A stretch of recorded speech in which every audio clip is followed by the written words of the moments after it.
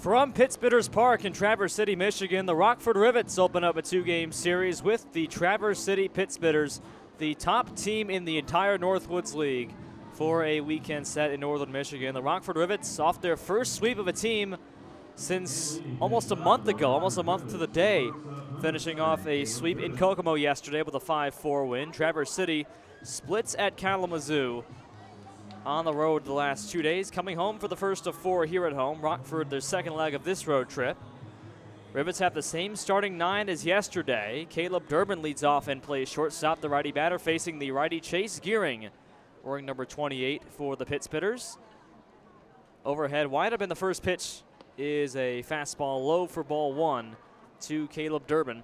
Chase Gearing, the redshirt freshman from Saginaw Valley State for the Pittsburghers, out of Troy, Michigan. 1 ball, no strikes on Durbin. Here's the pitch. And a fastball is thrown outside. Ball two. 2 balls and no strikes. Gearing making just his third start of the season, following 12 straight bullpen appearances to open his career with Traverse City. Here's the 2-0 pitch to Durbin. And a fastball misses outside. 3 balls and no strikes. Fastball at 86 from Gearing. Well, Gearing picked up his his second win, his first as a starter 6 days ago in Rockford. Here's a 3-0 pitch to the leadoff man, Durbin, on the way. And a tie for ball 4, and Durbin walks on 4 pitches to start the night for Rockford. Traverse City, a team that doesn't walk a whole lot of people, just 3.5 walks per 9 innings, among the lowest in the Northwoods League. But Rockford gets a free pass. Caleb Durbin on 4 pitches, and that brings up Ben Rosengard, the third baseman. Jake Vanderwall follows in the right field spot, bats third. Matt Higgins in left field is fourth. Johnny Butler in center is fifth. Aaron Mann at first. Tom Jost in the DH. Michael Zavoli catching a Josh Dudden at second base. First pitch to Ben Rosengard is high and outside for ball 1. So Gearing went 5 innings against Rockford 6 days ago at Rivet Stadium and allowed just 1 unearned run on 3 hits. Struck out 3, walked 2. His first win as a starter. 1-0 on Rosengard. Durbin at first, the pitch. And fastball this time finds the inside corner. Strike 1 on Ben Rosengard, batting .235 to start his season. Through 5 games, he's 4 for 17 with an RBI. Had a hit yesterday, was 1 for 5 in Kokomo. Freshman from UChicago. A ball and a strike. Lefty batter, righty pitcher. Here's the offering. Curveball right down the middle for strike 2. 1 ball and 2 strikes. Curveball at 73 from the righty Chase Gearing. So Rockford has seen Gearing before, looking to crack him this time after scoring just 1 unearned run against him. A ball and 2 strikes to Rosengard. From the stretch, Gearing. Here's the pitch. Curveball, wave and a miss, and down goes Rosengard. Down and in at 73 miles an hour once again. And Rosengard down on strikes. Traverse City, a team that strikes out just 6.7 batters per 9 innings. They do not strike out a whole lot offensively and defensively. Rockford lives and dies by the strikeout. Traverse City completely different in that respect, but Rosengard goes down. First strikeout for Gearing. 18 strikeouts in just 25 2/3 for Gearing, 18 Ks and 11 walks, so not a big strikeout guy as Gearing, on par with the rest of the squad. Here's Jake Vanderwall, lefty batter, with Durbin on first. First pitch is a curveball well outside for ball 1 to Vanderwall. Vanderwall batting .287, 6 home runs, 33 RBIs for Rockford. He has a 12-game inning streak going into today, longest on the Rockford team, batting .386 in that span. Was 2 for 4 with an RBI double yesterday. 1-0 count. Here's the pitch from the stretch from Gearing to Vanderwall. Fastball outside, 2 balls, no strikes. A beautiful Saturday night here at Traverse City, Michigan. Pittsburgh Park, one of the best stadiums in all the Northwoods League. Game time temperature of 81 degrees. 2-0 on Vanderwall. Here's the pitch. Fastball is fouled away to the left side, giving chase Andrew Morrow, but he watches this one go out of play. Hits off the top of the Pittsburgh dugout, third base side. Start time of 8:05, temperature 81 degrees.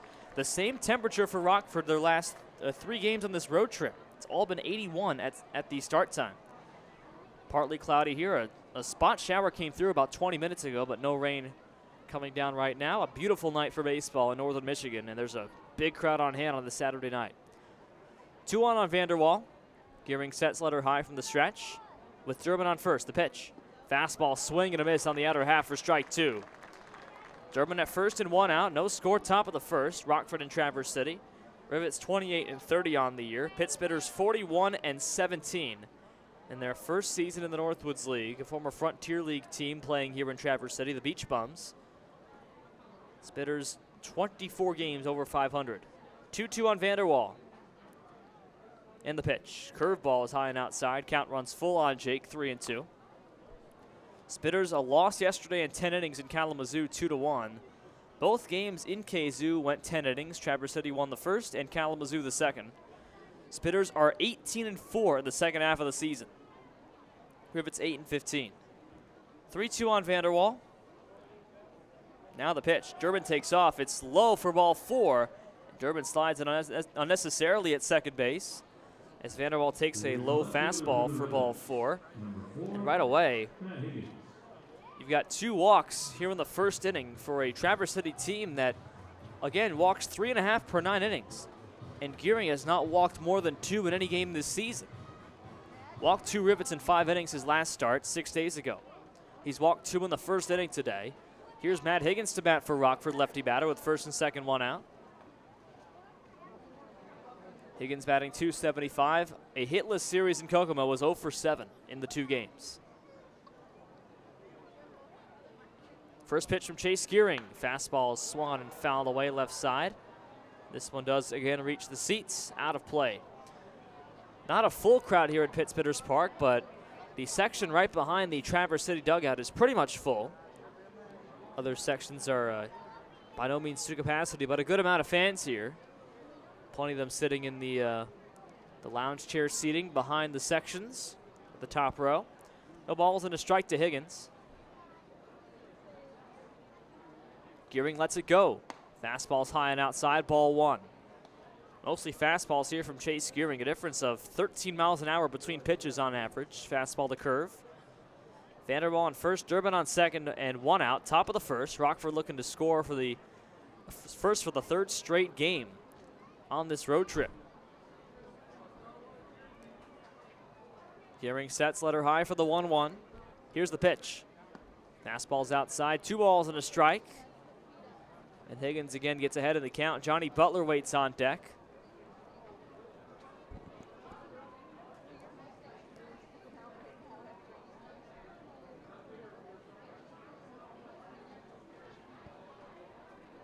Two on. Now the pitch. Fastball's thrown low and inside, ball 3, and Vanderwall's ahead in the count, or rather Higgins ahead in the count, 3-1 after Vanderwall just walked. 2 walks in this first inning. Durbin and Vanderwall on base.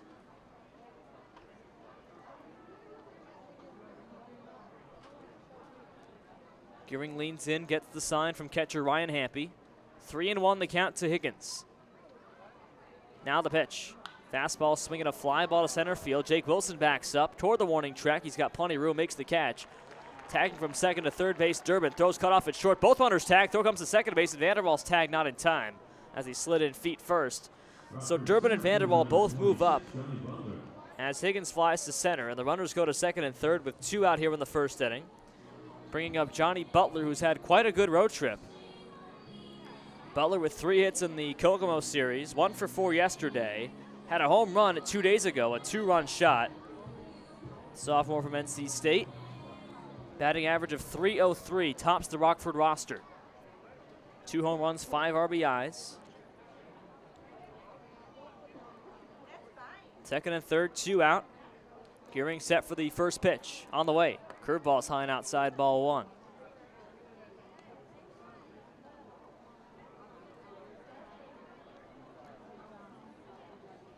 Johnny Butler was 1 for 7 in the Rockford Traverse City series a week ago back in Loves Park. 1-0 from Gearing. Now the pitch. Fastball's grounded to second base. In the shift, Camilletti on the grass. Throws on to first after double clutching and gets the out by a step on Johnny Butler, and that retires the side. No runs, no hits, no errors, and 2 stranded off a couple of walks to Vanderwall and Durbin. Half an inning down. There's no score between Rockford and Traverse City.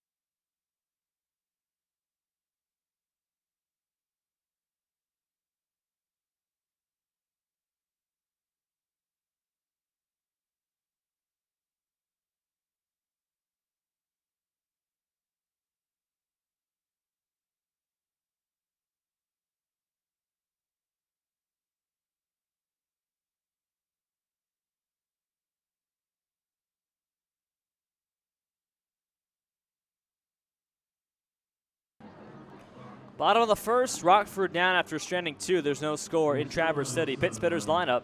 Hudson Bajorek leads off and plays left. Mario Camilletti at second base is in the 2-hole. Michael Slayton, the DH, is third. Andrew Morrow cleans up and plays third base. Jake Wilson in center field is fifth. Ryan Hampy doing the catching is in the 6th spot. Jake Arnold at first base is 7th. Nick Powell in right, that's 8th. And Riley Bertram, the switch-hitting shortstop, is in the 9th spot. The man they're facing is Jordan Nelson for Rockford, who made his last start against Traverse City. That game 6 days ago was Nelson versus Gearing, and both pitchers were excellent. Well, it wasn't Nelson versus Gearing. Nelson came in 8 innings of relief and allowed no runs after the starter Sultan Saliba allowed 3 unearned runs in the first inning to give Traverse City the win. Nelson pitched 8 relief innings, no runs, 3 hits, 7 strikeouts, 1 walk. His best appearance in any capacity, relief or starting, was 6 days ago. The senior from Dubuque, Jordan Nelson, facing this Traverse City lineup. Leading off, Hudson Bajorek for the Pittsburghers. Bajorek batting .226 this season, wearing number 32. The junior from Wofford College, the Auburn, Washington native, leads the team in runs scored with 39. Righty against righty. Nelson from the line, third base side, fires the first pitch to Bajorek, and it's a fastball high and inside. 1 ball, no strikes. Pitch at 83 miles an hour to start Jordan Nelson's appearance. That game was essentially Nelson versus Gearing. Gearing went 5, Nelson went 8, although in relief. 6 days ago, 1-0 pitch. And a fastball's high, ball 2 on Hudson Bajorek. Bajorek, who has 39 walks, second on the team to the guy who's next up, Camilletti, Mario Camilletti with 47. Here's the 2-0 pitch to Bajorek. Outside, misses, 3 balls and no strikes. From Nelson, a slider that time. Bajorek was 1 for 5 yesterday in Kalamazoo, 2 for 10 in the series. He's hit in 5 straight games, has Bajorek. Here's the 3-0 pitch. Fastball on the outside corner, a strike, 3-1. Bajorek, after going 1 for his last 19, has hit in 5 straight games. Here's the 3-1 pitch. Swinging a ball that's chopped to right center field. Coming over and making the play is Johnny Butler. A fly ball toward the gap, and Bajorek is retired for the first out of the inning. Traverse City, this is Star Wars night today in Traverse City, so the Pittsburghers are wearing their alternate Star Wars themed uniforms. They're red and black, the primary colors, with white numerals on the back, a Star Wars themed design with a lightsaber across the front and back as well. Red helmets for Traverse City. Rockford in their usual road dark grays with Rockford in gold lettering across the front and gold numerals on the back as well.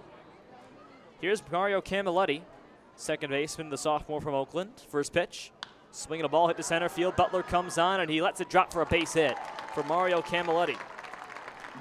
Camilletti, who owns the team lead for base hits with 57 on this Spitspitters team, knocks one to center on the first pitch he sees from Nelson for a base hit. And Camilletti is aboard. He's hitting 5 of 7 games, or check that, he's 100 points against the next man up. Now Michael Slayton bats the DH. Slayton batting .293, first pitch. Fastball falls low, 1 ball, no strikes. Slayton, the junior from Benedictine College in Kansas, native of Texas. 3 home runs, 21 RBIs, leads the team in triples with 7, doubles with 15. 25 extra base hits for Michael Slayton, the all-star for Traverse City. First, or rather, 1-0 pitch from Nelson, swing and a miss at an off-speed pitch. 1 ball, 1 strike. Slider from Nelson at 79.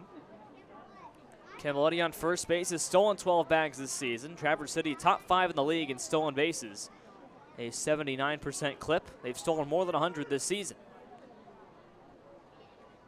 And Slayton's stolen 15. He's at the plate now with a 1-1 count from Nelson. Righty on righty. Camilletti leads. Nelson's pitch is a slider outside, blocked by the catcher Michael Zavoli. Sliding to his right, 2-1. Zavoli has started all 3 games on this road trip. Mason Minzy came in to catch the 9th inning for Tanner Probst yesterday. That aside, it's been all Zavoli behind the plate for this 4-game road trip. This is the 3rd of the 4 games. First of 2 here in Traverse City. 2 balls and a strike to Slayton. The pitch, fastball's fouled away left side and on the hands and high. 2-2. Andrew Morrow waits on deck. Slayton was 1 for 4 in the series at Rockford last week. Batted .469 with 13 home runs for Benedictine this past year. A slugging percentage of 1,051. 2 balls, 2 strikes from Nelson. Leans in from the stretch and comes set at the belt. Pitch. Swinging a ball to third base, past the glove of Rosengard for a base hit toward the corner. Camilletti goes first to third and now stops at second base. Took a wide turn, a quick throw in from Higgins at left. And a base hit from Michael Slayton puts runners on first and second against Jordan Nelson in the opening frame. These two teams very similar in batting averages. Rockford 243, Traverse City 244, both among the bottom of the Northwoods League. Rockford 17th and the Spitters 16th. That said, the Spitters score half a run more per game. Pitt Spitters only have 2 more hits this entire season, 2 more hits the whole year than Rockford.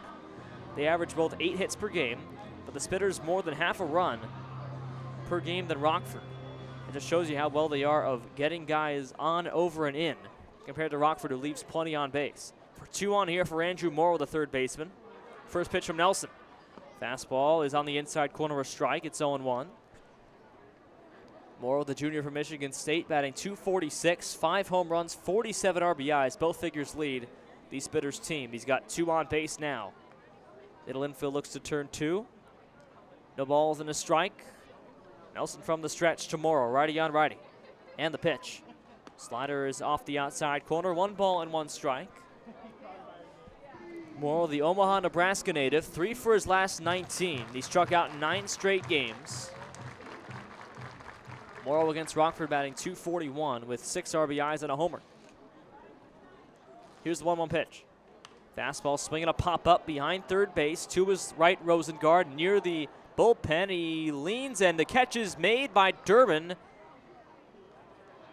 Wow, Durbin made a catch right near the Traverse City bullpen as he called off his third baseman Rosengard and leaned back to make the play. I wasn't sure if the ball was caught as he leaned back and appeared as if he dropped it, but he somehow secured the baseball, falling backwards and backpedaling. Nice catch and foul ground by the shortstop Caleb Durbin. And Morrow's retired, and that brings up Jake Wilson. Wilson, a lefty, the center fielder, junior from Bowling Green, batting .265 this season for Traverse City with 2 home runs. First pitch, fastball is in for a strike on the outside corner. Aaron Carver, the home plate umpire today for the Northwoods League. That left field side near the bullpen, the only shaded area of this Pitt Spitters Park right now. No balls and a strike to Wilson. Lefty batter. Pitch from Nelson. Up and outside, ball 1 off speed from Jordan Nelson at 75. Count evens at a ball and a strike. Wilson from New Lowell, Ontario, the only Canadian on this Traverse City team. Only 1 on the field today. 1-1 on Wilson. Here's the pitch. Fastball's fouled away left side, 1-2. Wilson's hitting 10 of his last 11 games. Only exception being back on Thursday in Kalamazoo, where he went 0 for 5. 1 for 4 yesterday. Wilson against Rockford is .281 with a home run. The first home run ever at Pitt Spitters Park for the Traverse City Pitt Spitters. A right field shot against Jordan Nelson back on June 16th. 1-2 on Wilson. Here's the pitch. Fastball's low, 2 balls, 2 strikes. That was a 2-run shot to give Traverse City a 2-0 lead in the 8th inning against Jordan Nelson. Nelson doing a relief appearance in that game. That was his only inning of play.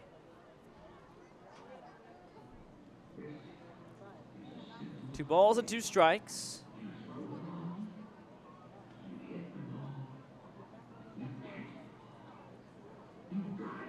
Conversation between Zavoli and Nelson, catcher and pitcher, is now done, and Wilson steps back in with a 2-2 count.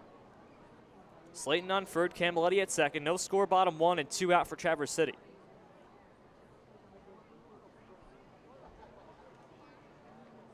Nelson leans in for the sign.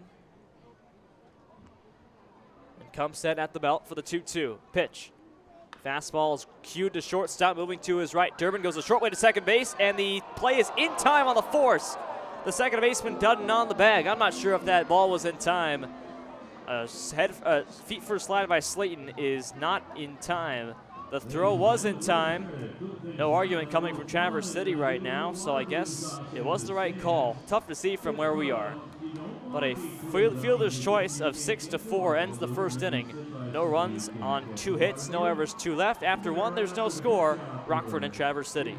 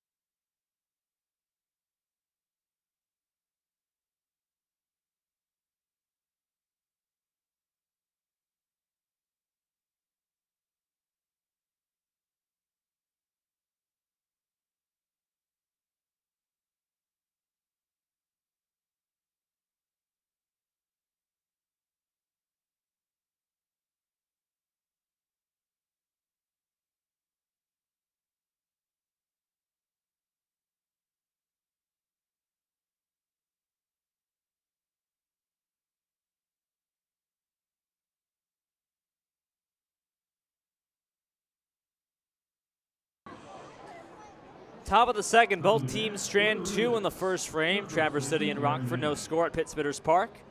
Traverse City, Michigan. Rockford has played just 2 games here. They've split with Traverse City, a series back on June 16th and 17th. Aaron Mann leads off against Chase Gearing. Gearing's overhead delivery in the first pitch is a fastball on the outside corner called a strike to Mann. It's 0-1. Gearing has worked around 2 walks and 21 pitches in the first frame. 8 strikes and 13 balls, but escaped it. Here's an 0-1 pitch to Aaron Mann on the way. Curveball is lined back up the box at second base to his right. Camilletti makes the play, stops and throws a 1-hop, and it is caught by the first baseman Arnold for the out in time. A low throw that 1-hopped Arnold from Camilletti after he made a nice play in the area to the right of second base. Stopped and threw on to first. Short hop the throw, but a great play by Arnold on the pick to retire Mann for the first out of the frame. That brings up Tom Jostin. Jostin the DH spot today, batting .213 with 2 home runs. First pitch. Curveball drops outside, 1 ball, no strikes. Well, Jostin homered for the second time this season yesterday over in Kokomo. 4 RBIs in the series. 1-0 pitch. Fastball is in for a strike outside corner, 1-1. Jostin with 2 RBIs in each game of the Kokomo set and 1 hit in each game. So 2 hits and 4 RBIs for Jostin. 1-1, a check swing, in for a strike anyway. 1-2, fastball. Jostin's had 2 home runs, both at Kokomo Municipal Stadium. No home runs anywhere else. 1-2 from Gearing pitch. Curveball is low, ball 2. Count 2 balls, 2 strikes on Jostin. He's been on base in 13 straight games as Jostin. 2 balls, 2 strikes, Gearing's pitch. Fastball is ground right back to Gearing, makes the catch. A line drive right back to Gearing.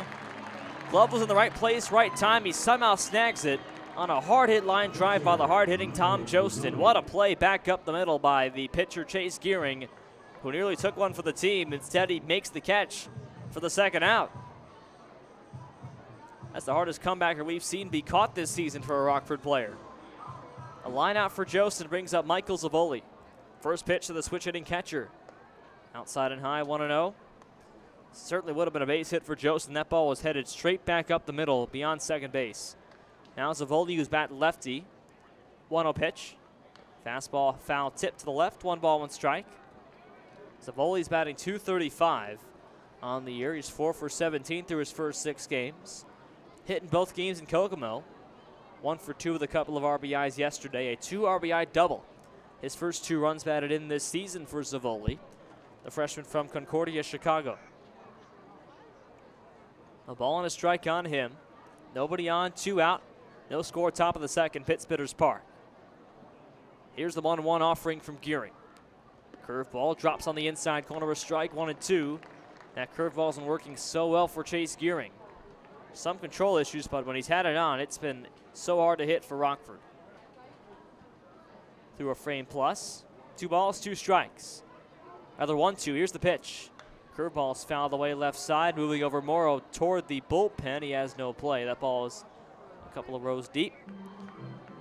Count still 1-2.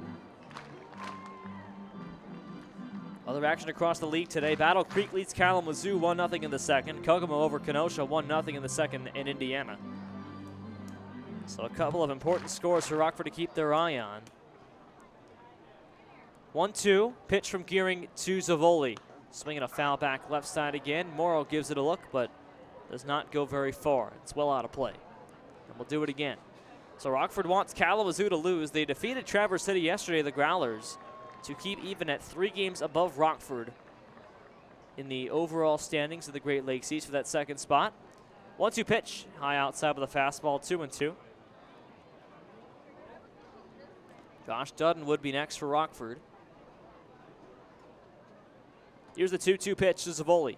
Fastball on the inside corner for strike 3 call. Strikeout number 2 for Chase Gearing.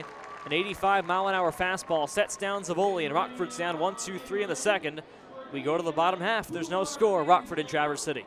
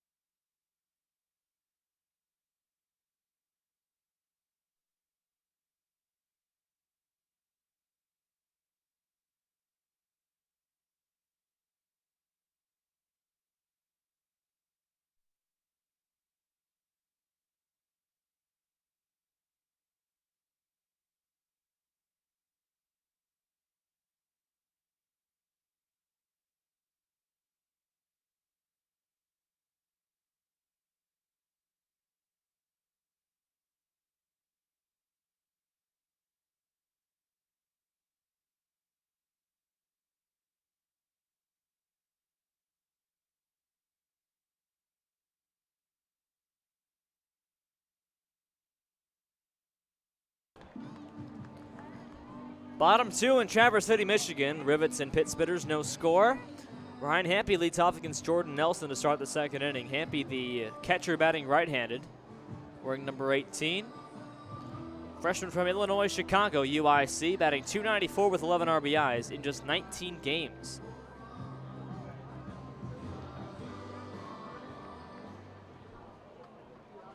Nelson comes set. Here's the first pitch to Hampy.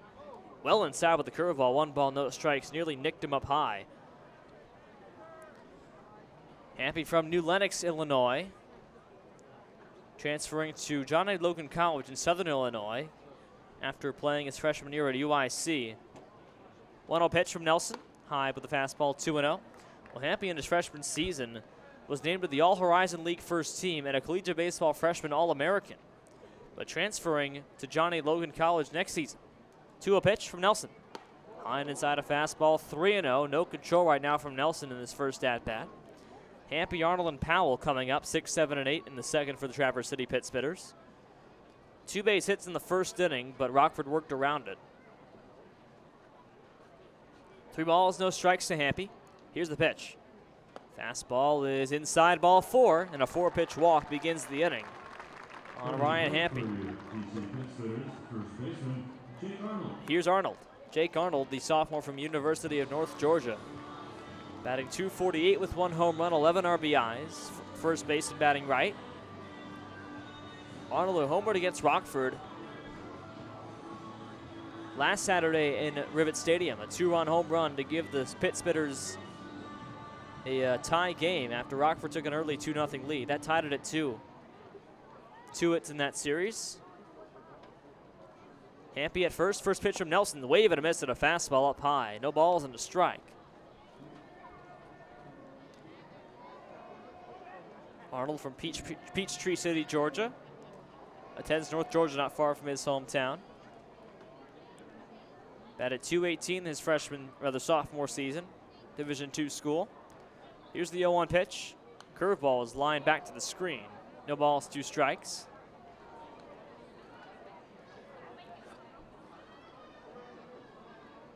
Shadows begin to creep onto the infield from the left side toward the right. Wind is not blowing far, but it is blowing from left to right field. Here today, a slightly breezy day in northern Michigan, 81 degrees. 0-2 pitch to Arnold. Swinging a ball fouled back to the first base side. Just past the Rockford dugout on that side, out of play. Now bounces back into play. First base umpire out to get it in fair territory down the right field line. Count, no balls and 2 strikes to Arnold. Nick Powell waits on deck. Hampy at first base off the 4-pitch walk.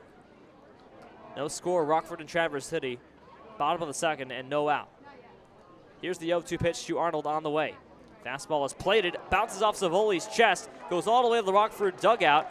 Hampy goes to third base. Savoli fires the throw down. It's caught, but wide of the bag, and the tag put on not in time by Rosengard. And just like that, Ryan Hampy takes 2 bases on a ball that was plated to Savoli, bounced right off his chest protector and ping-ponged to the Rockford dugout on the first base side. So 2 bags for Ryan Hampy, puts him on third base, and a 1-2 count to Jake Arnold. Arnold with no sac flies this season. A ball to the outfield will certainly get Hampy in from third base.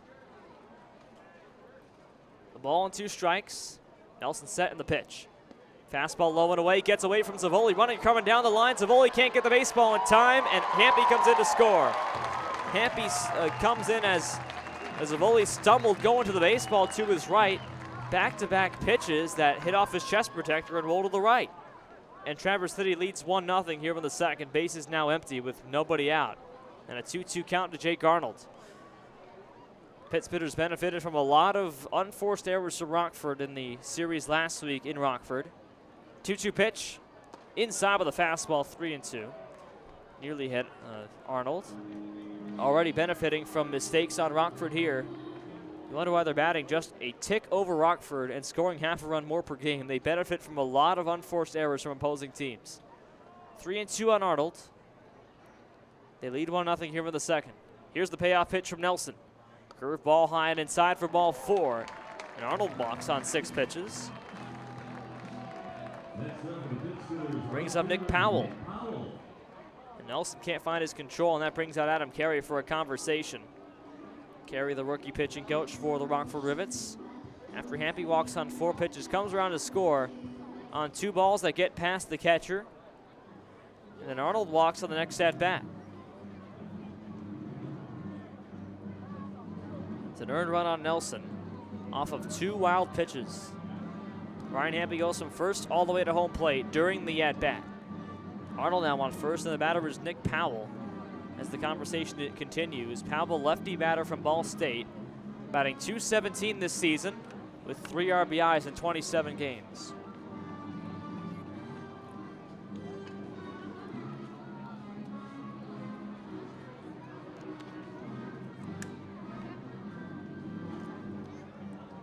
Powell on the season batting 2 for 15 against Rockford. Did not play yesterday after a 3-hit game on Wednesday rather on Thursday against Kalamazoo. His first 3-8 game of the season was 3 for 5 in that game in Kazoo. Looking to advance Arnold from first base. Conversation now complete.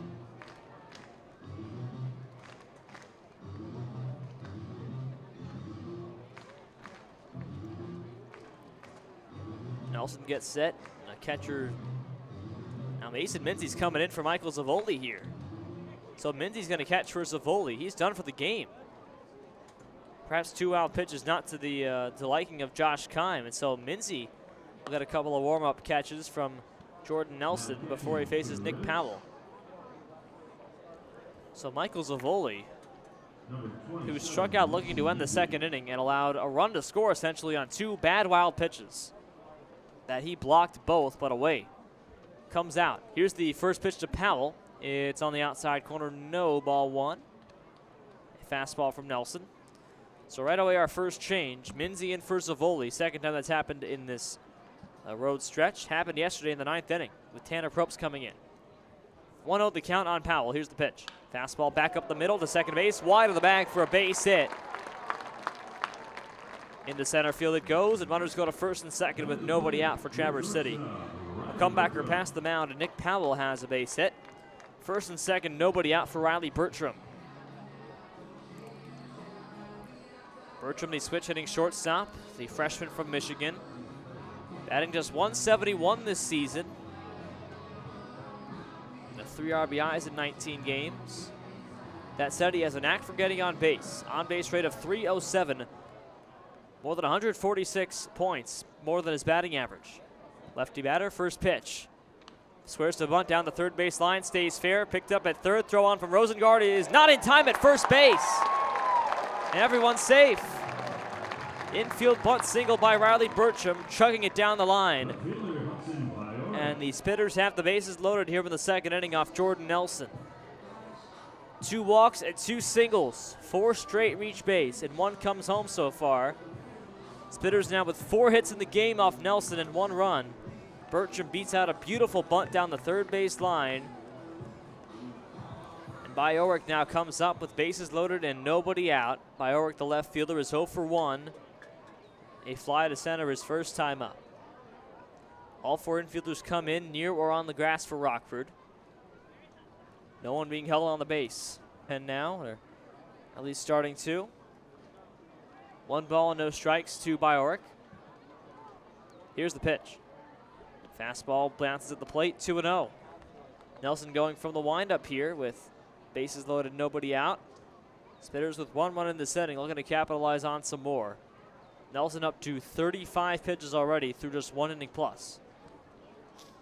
2-0, here's the pitch. Fastball hit, swinging a line drive left field down to the line. That's down for a base hit. 1 ups off the top of the wall. Higgins cuts it off in left field. 1 run scores, 2 runs score. They're all going to come around. Throw comes home to Minzy. It's off his glove. Escapes behind. Going to third base is Bajorek. He's in with no throw.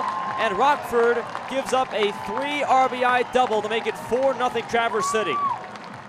Bajorek clears the bases. His 9th double of the year, and RBIs 25, 26, and 27. And Jordan Nelson, after 8 shutout innings against Traverse City 6 days ago, has given up 4 earned runs in just 1 inning plus. 4 runs in the second frame and still no out. And Bajorek at third base with a 3 RBI double. Here's Mario Camballetti to bat now. The incredibly dangerous Camballetti. Lefty batter who singled off Nelson back in the first. The first pit spitter hit. Here's the first pitch. Groove ball right down the middle for a strike. It's 0-1.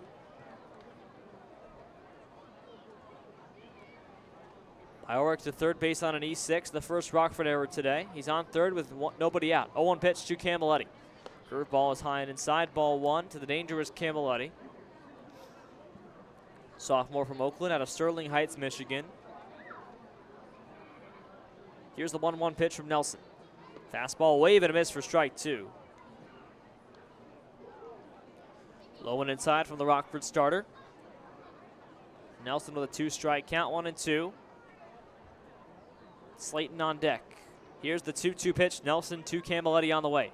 Fastball line to left field coming on Higgins. He makes the catch. Tagging from third by Oric. Now he comes on back to the bag after a couple of steps. Higgins has an arm and he shoots it right to Minzy in front of the base. So one out here in the second. Oric still at third base. A big fly out for Camilletti.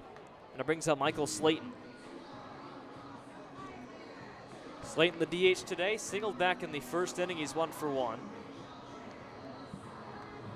Batting average up to 297. 4-0 Traverse City, bottom second. 4 runs on 5 hits in the game. They've scored all 4 in the second inning. Here's the first pitch to Michael Slayton, righty on righty. On the way. Curveball zone outside, ball 1. So Mason Minzy comes in for Michael Zavoli, who came out here at mid-inning after allowing 2 wild pitches. Here's a 1-0 from Slayton.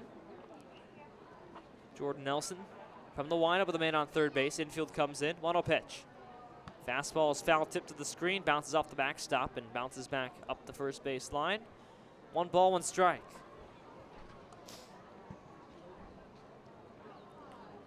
Well, Battle Creek leads Kalamazoo 4-0 in their second inning. So it could be a net negative for Rockford, or excuse me, not a net negative for Rockford. 1-1 pitch. Fastball's high, 2-1. So Rockford looking to not lose any ground on Kalamazoo if they were to lose today. The Growlers have not done very well recently, but Rockford hasn't done well either. 2-1 pitch to Slayton is taken low to the All-Star. Ball 3, 3-1. Andrew Morrow waits on deck. Oric at third and 1 out. 4-0 Spitters, bottom 2. Here's the 3-1 pitch to Slayton. High and inside with a fastball, ball 4. And a 5-pitch walk to Slayton. So for Nelson, that is walk number 3 on the game. And Nelson, a guy who is not a big walk guy. His season high is 5 in walks. Walked just 1 spitter in 8 innings his last appearance. 35 strikeouts, 18 walks coming in. He's walked 3 today and struck out none. They're on the corners now for Andrew Morrow. Now the infield looks to turn 2 in the middle. Corner infielders come in. Man holds off the runner on first Slayton with 1 out. Here's Morrow, first pitch. Curveball's outside, 1-0. Andrew Morrow popped out the shortstop and foul ground back in the first. A tough catch for Caleb Durbin near the Pittsburgh's bullpen. The fenced-off bullpen on the third base side. 1-0 Morrow. Nelson from the stretch. Runner takes off the pitch, swinging a flare to shortstop. Moving back is Durbin on the grass, makes the catch in left center field. Throwing back to first base, and they double off their man as Slayton was going on the play. He's doubled off at first base, and that's a line out to the shortstop Durbin and a 6-3 double play to retire Slayton off of first base trying to get back. So a 4-run inning for Traverse City. 4 runs on 2 hits. They strand 1. And after 2, Spitters lead the Rivets 4-0.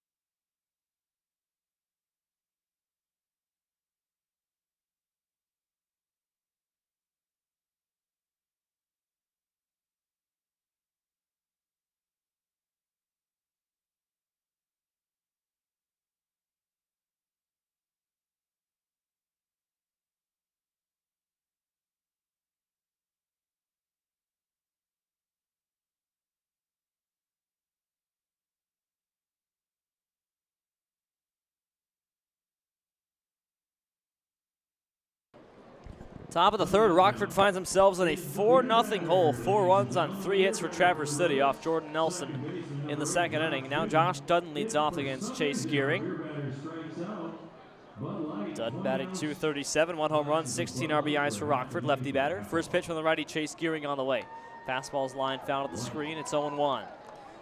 Josh Dutton ended an 8-game hitless streak, was 0 for his last 25 until he knocked a double on his first at-bat in Kokomo. 1 for 3 yesterday. Here's the 0-1 pitch from Gearing. Inside, 1 ball, 1 strike. Rockford down 1-2-3 in the second inning. They've gotten just 2 base runners by form of walks on Gearing in the first inning. Here's the 0-1 to Dutton. Line to first base. That's down the line, a base hit.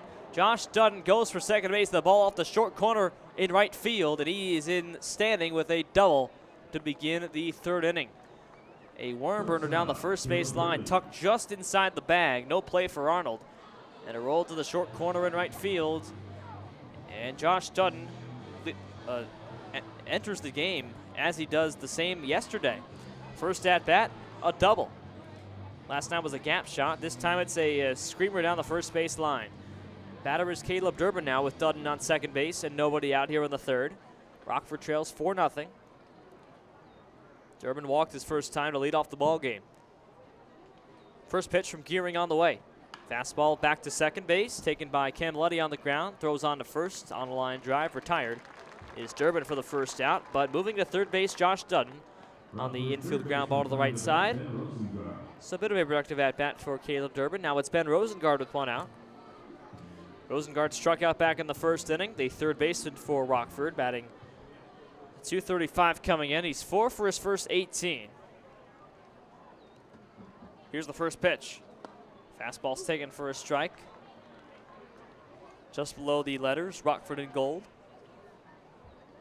Traverse City wearing their alternate Star Wars uniforms today. 0-1 pitch to Rosengard on the way. Fastball line to left center field coming on Wilson. He can't make the play. One hops him. Dutton scores from third. He trots on in on an RBI single for Ben Rosengard for Rockford. And the Rivets are on the scoreboard. It's 4-1. Ben Rosengard notches RBI number 2 on the season. A soft single to left center field to score Dutton. And Rockford has their first run of the game. It's 4-1, and the batter is Jake Vanderwall with 1 out, and Rosengard on first base. Rockford answers Traverse City to the tune of 1 run. Still down by 3. 2 hits in this frame. Here's Vanderwall, the lefty. First pitch. Fastball's taken at the knees, low, just low for ball 1. Vanderwall walked on a payoff pitch back in the first inning. Was stranded on second base, batting .287 this season. He's hitting 12 in a row. 1-0 from Gearing. And he throws. Curveball's up and outside, 2-0. Matt Higgins waiting on deck. Rosengard on first off the RBI single. Scoring Josh Dutton, who led off the third inning for Rockford with a double. 4-1 Spitters, top 3. Rosengard on first, 2-0 on Vanderwall. Gearing sets and fires. Swinging a ball to second base, short for Camilletti. Goes on to first base with it and gets Vanderwall by half a step. He was in front of the runner. Rosengard going to second base, so no double play opportunity for Camilletti on a weak ground ball. And Vanderwall's retired for the second out of the inning. Both put outs to Camilletti in this frame on the ground. Brings up Matt Higgins now. Higgins flied to center back in the first. He's 0 for 1. Higgins 0 for 8 on this road trip with 2 walks for Rockford. That's it. Batting in the cleanup spot once again. Lefty batter. First pitch from Gearing. Fastball finds its way outside. 1 ball, no strikes. Rosengard in scoring position. Rockford now trails 4-1. We're in the top of the third. First of 2 in Traverse City.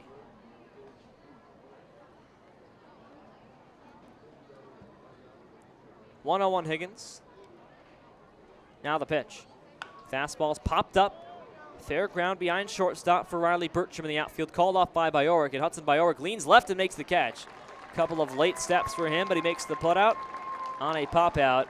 for Rockford's Matt Higgins, who's still hitless in this 3-game road trip. Rockford 1 run on 2 hits, an RBI single by Ben Rosengard makes it 4-1 Traverse City, middle of the third.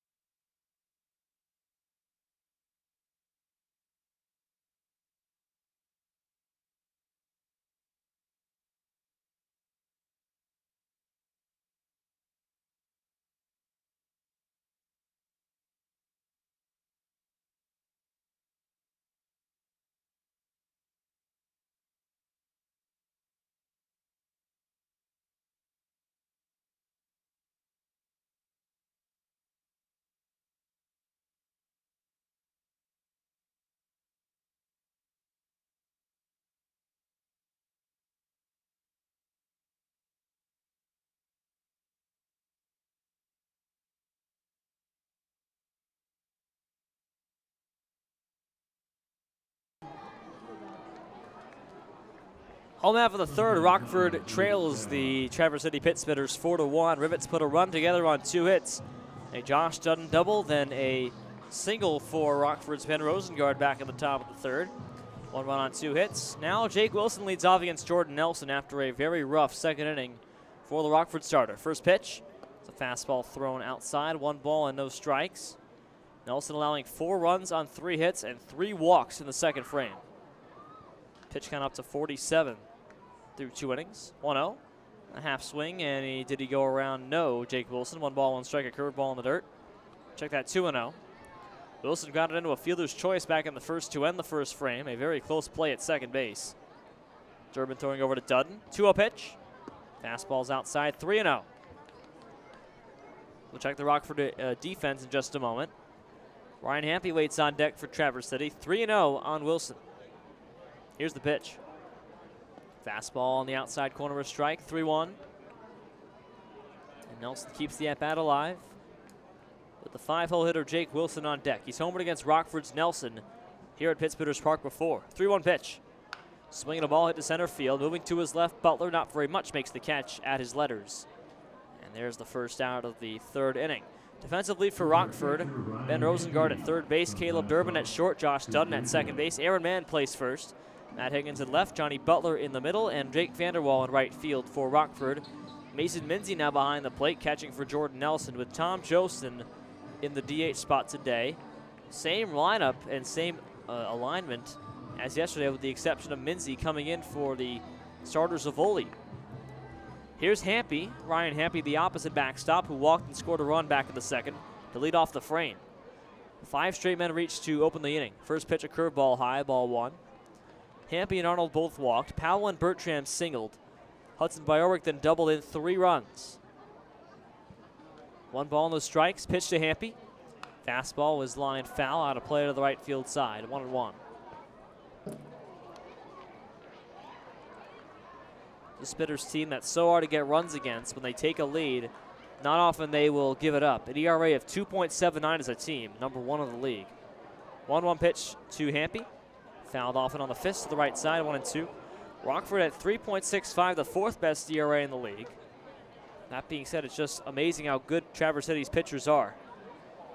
Traverse City used to coming back from games. When they take early leads, when they take early leads, they rarely often give them up, and when they are down, they will often come back. 1-2 on Hampy. Here's the pitch.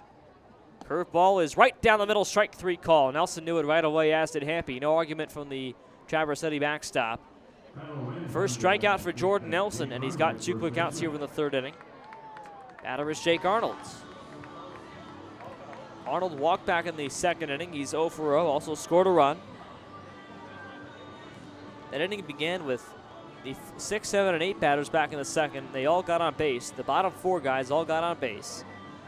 Now what you want to have happen, walking guys in the bottom half of the lineup. So here's Arnold, the righty batter, against the righty Nelson with 2 out in the third. First pitch. Fastball is a strike at the knees, 0-1. Rockford trails 4-1. Spitters lead. They have a huge lead in the Great Lakes East. They're 24 games over 500. Rockford 2 games under.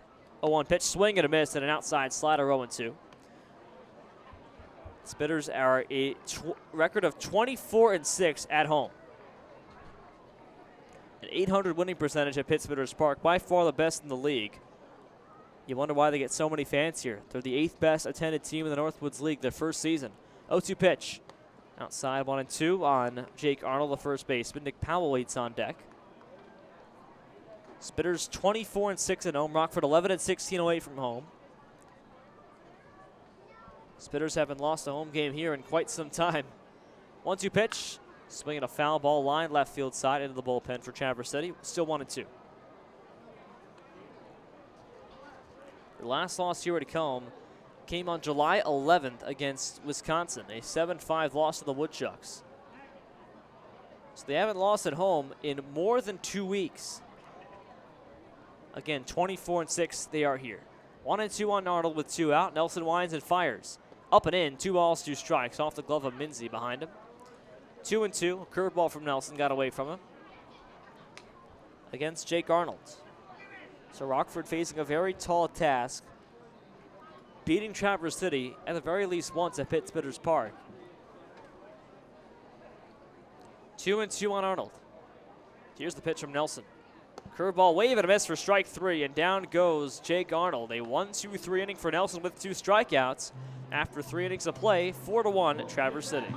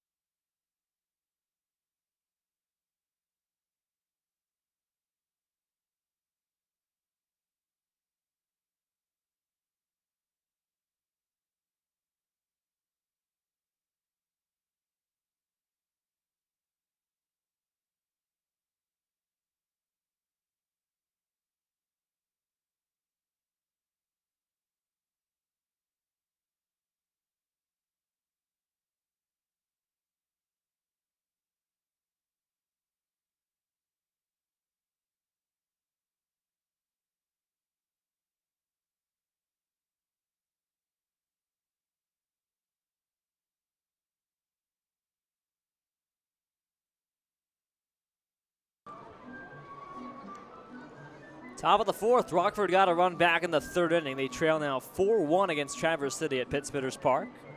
Rivets bring Butler, Mann, and Jostin up 5, 6, and 7. Butler, the lefty batter, against the righty Chase Gearing, who's thrown 46 pitches through 3. First one here to Butler. Fastball low and outside. It's ball 1. Butler grounded out to second base, and Mario Camilletti back in the first frame. He's 0 for 1. Camilletti has had 4 groundouts so far today his way. 1-0 pitch. Fastball right down the gut for a strike. There have been no groundouts to someone other than Mario Camilletti, the second baseman for Traverse City. 1-1 to Butler. Fastball is looped into center field. A high pop. Jake Wilson strolls in and makes the catch with 2 hands for the first out of the 4th inning. There's one away for Aaron Mann.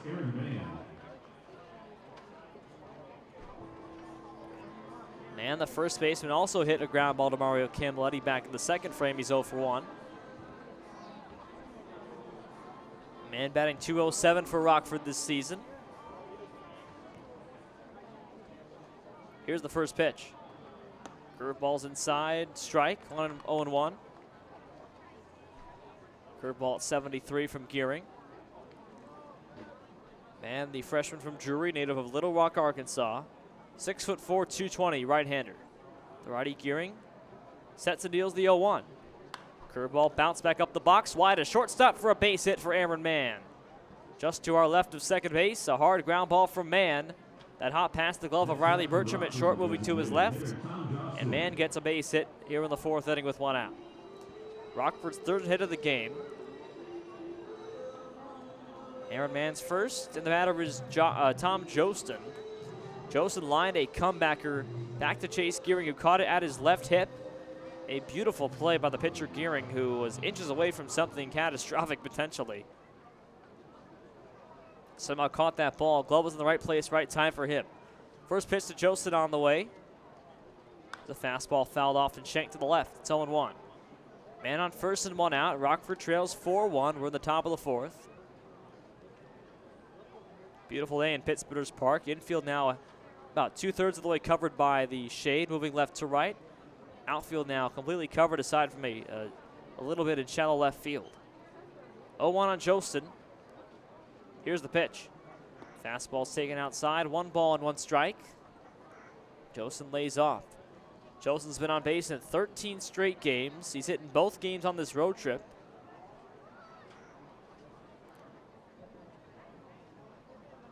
Here's the 1-1 pitch. Fastball off the plate to the outside, 2-1. Not much velocity from Chase Gearing. Gearing from Saginaw Valley State, the redshirt freshman from Troy, Michigan, 6'3", 190. The righty thrower. 2 balls and a strike on Jostin. And the pitch. Fastball's fouled off to the screen behind us, 2-2.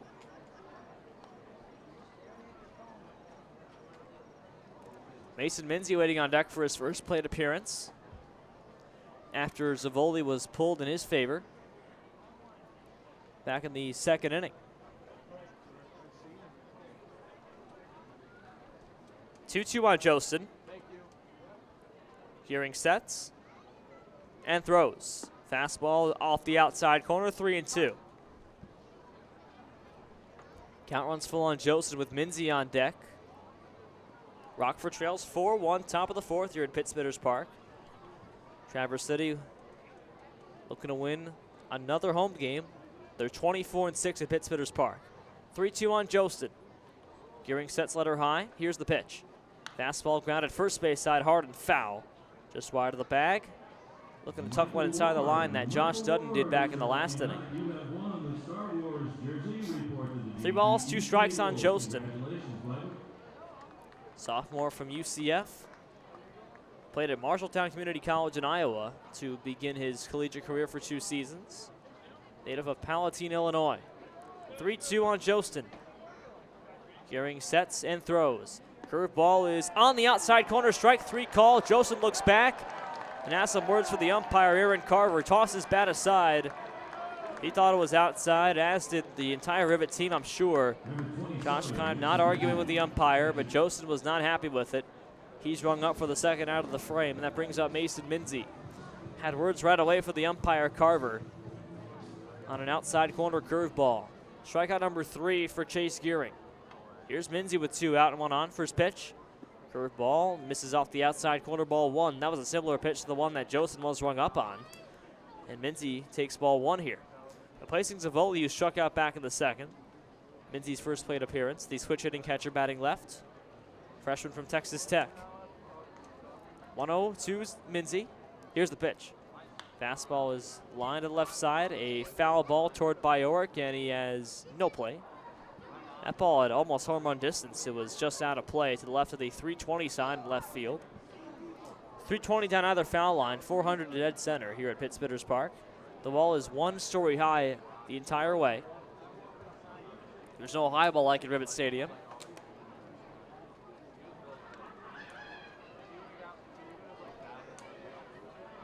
1-1 on Minzy. Righty on lefty. Gearing brings the hands together for the 1-1 pitch. And here it comes. Swinging a foul back to the left side. A fastball, 1-2. Josh Dutton waits on deck. 1-2 on Minzy. Man at first with 2 out. 4-1 Traverse City. We're in the top of the 4th here in Northern Michigan.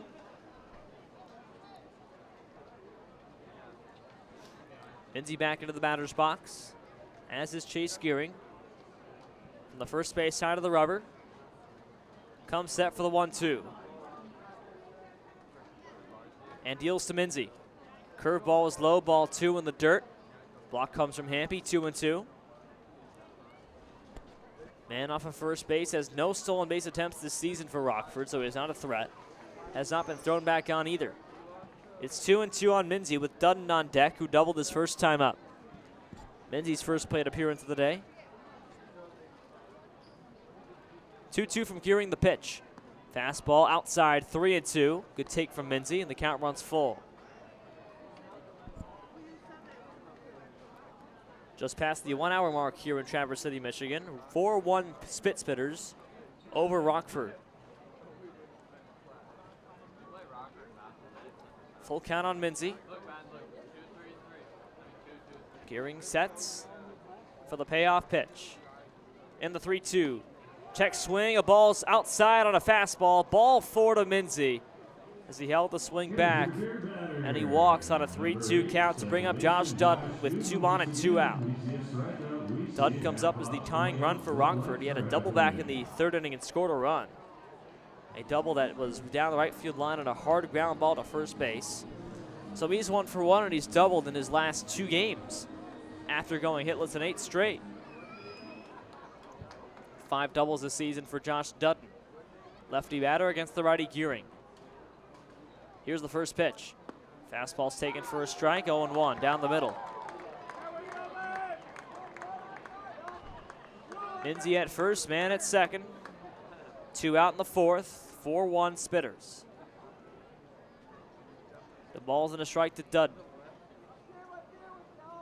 Here's the pitch. Swinging a pop-up on the infield.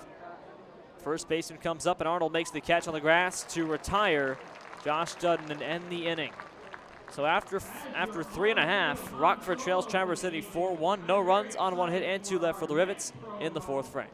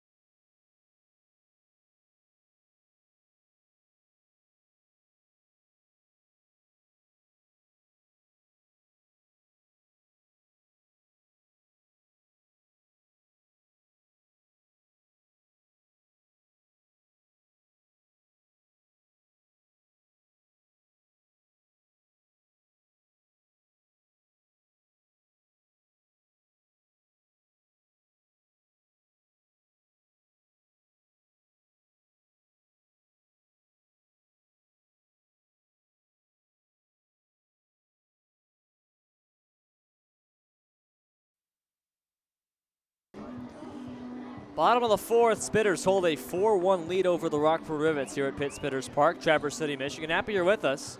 Nick Powell leads off in the 4th against Jordan Nelson. Powell's 1 for 1. First pitch, High and outside with a fastball from Nelson, 1-0. Nelson threw 3 innings, 4 runs, 5 hits, all 4 earned, 62 pitches. Here's the 1-0 to Powell. Curveball falls down the middle, strike 1. Jordan Nelson, 31 strikes, 31 balls through 3. Got a 1-2-3 third inning after allowing 4 runs in the second. A ball and a strike on Powell, and the pitch.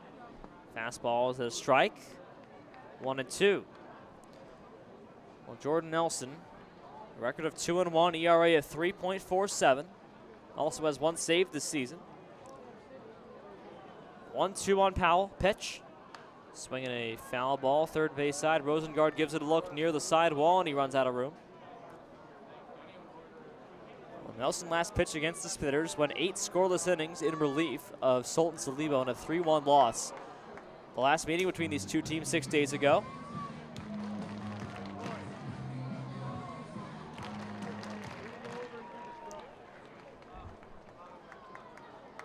One ball, 2 strikes, and nobody out. Pitch on the way. Outside with a fastball, 2-2.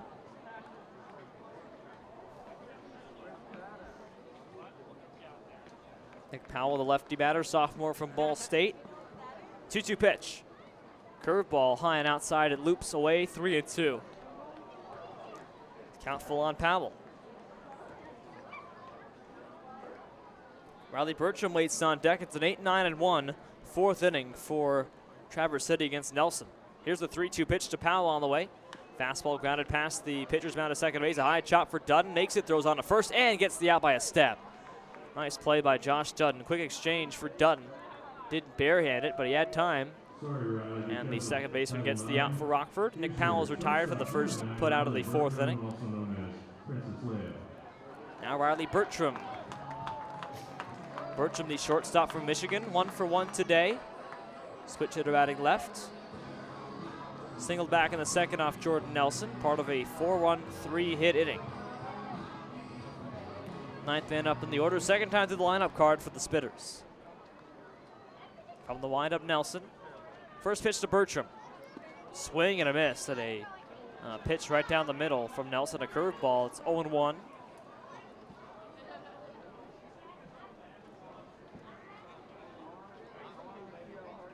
Bertram from Zionsville, Indiana. Attends University of Michigan. 0-1 pitch. Ball hit back up the middle to shortstop. Moving left is Durbin. Throws on to first and gets the out there. That ball was hit just to the left of the second base bag, but Bertram got over, or rather shortstop Durbin got over quickly to retire Bertram. There's 2 away in the 4th. And now Hudson Bajorek. So 6 straight retired off Jordan Nelson. A 1-2-3 third. Now the first 2 down here with the 4th. Now the batter is Hudson Bajorek, left fielder. First pitch from Nelson to the righty batter. Inside corner strike. Bajorek from Auburn, Washington. Played on the Little League World Series Northwest team in Williamsport back in 2010. Attends Wofford College in South Carolina. 0-1 pitch. Curveball outside, 1 ball, 1 strike. Bajorek was 2 for 14 with an RBI and a triple in the Little League World Series in Williamsport, PA. Here's a 1-1 pitch. Strike called on an inside curveball, 1-2. Bajorek's hitting 5 straight games, make it 6 with a double his last time up. He's 1 for 2. 3 RBIs in the game for Bajorek. 1 ball and 2 strikes. Nelson winds and deals. Fastball is just off the outside corner, ball 2. 2 balls and 2 strikes.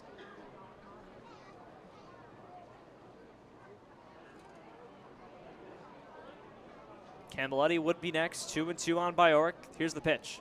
Swinging a ball hit right to the shortstop. Durbin waits on it, throws to first, and in out, plenty of time. And Bajorek is retired. A 1-2-3 4th inning. 3 groundouts induced by Jordan Nelson. After 4, it's Traverse City 4, Rockford 1.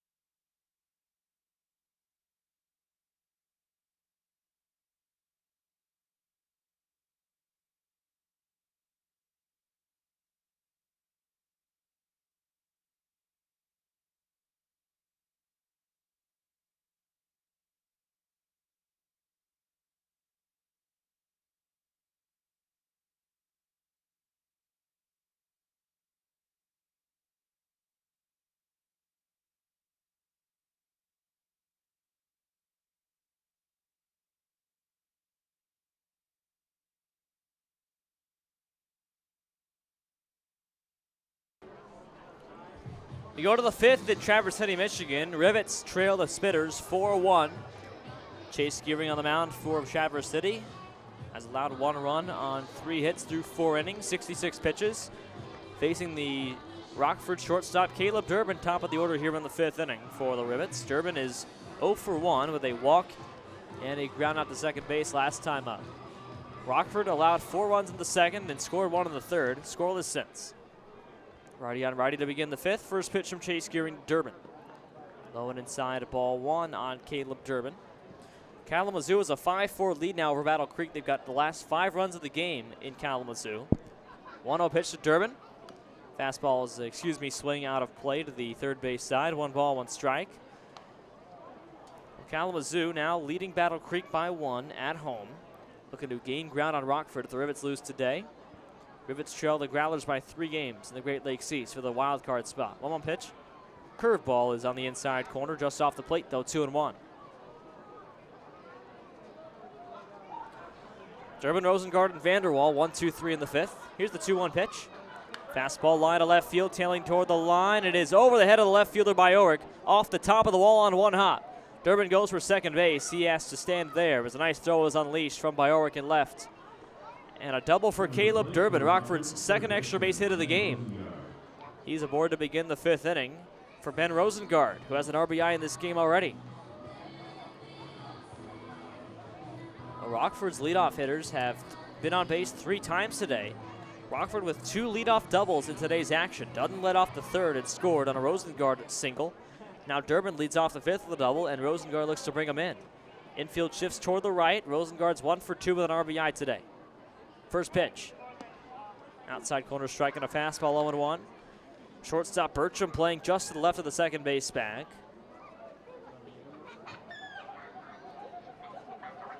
Double play depth, not really the case for the infield. There's no double play in effect. 0-1 pitch.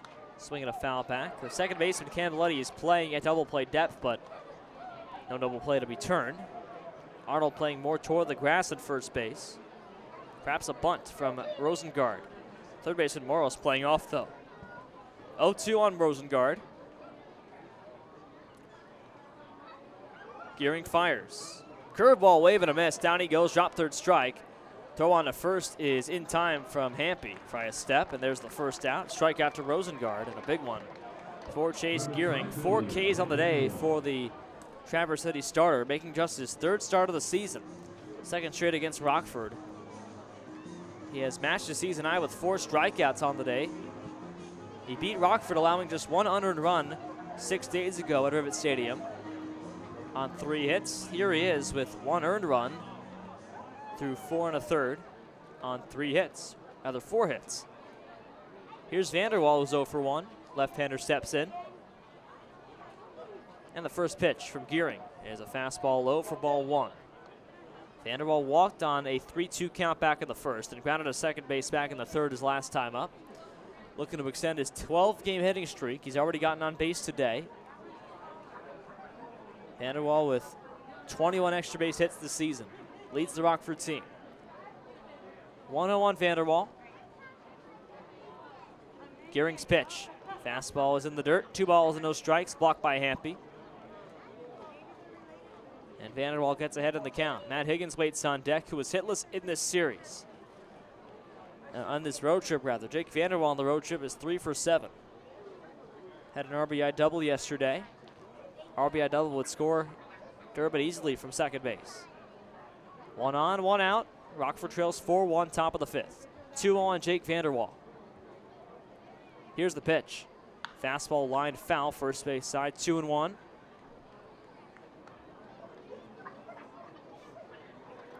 Ninth game of 12 in this season series between Rockford and Traverse City. Each team has taken 4 games.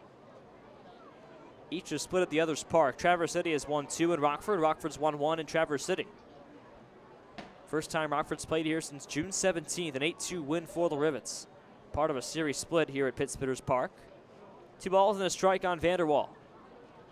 Gearing comes set at the letters. Here's the pitch. Swinging a foul back and on the hands. Flare to the left, 2-2. Rockford and Traverse City did not get to play during this Pittsburgh's 18-game record-winning streak in the Northwoods League. So Rockford during the 1 month plus absence in which they did not play Traverse City. Spitters won 18 straight in that time. Rockford didn't have a chance to end it.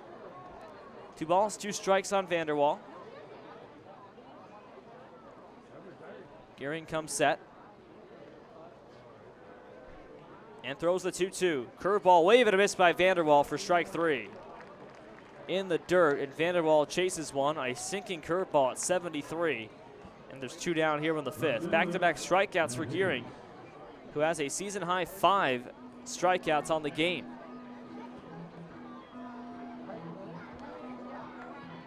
Now the batter is Matt Higgins. Higgins 0 for 2 with a couple of flyouts. Fly to center and pop to left his last time. In the doubleheader, or excuse me, the series, he's 0 for 9. Lines one to center field in the first pitch. Wilson comes in, makes the catch at his belt, and that retires the side. No runs on 1 hit, and no errors, 1 left off Chase Gearing. An official game in Traverse City, Michigan. Rivets trail 4-1.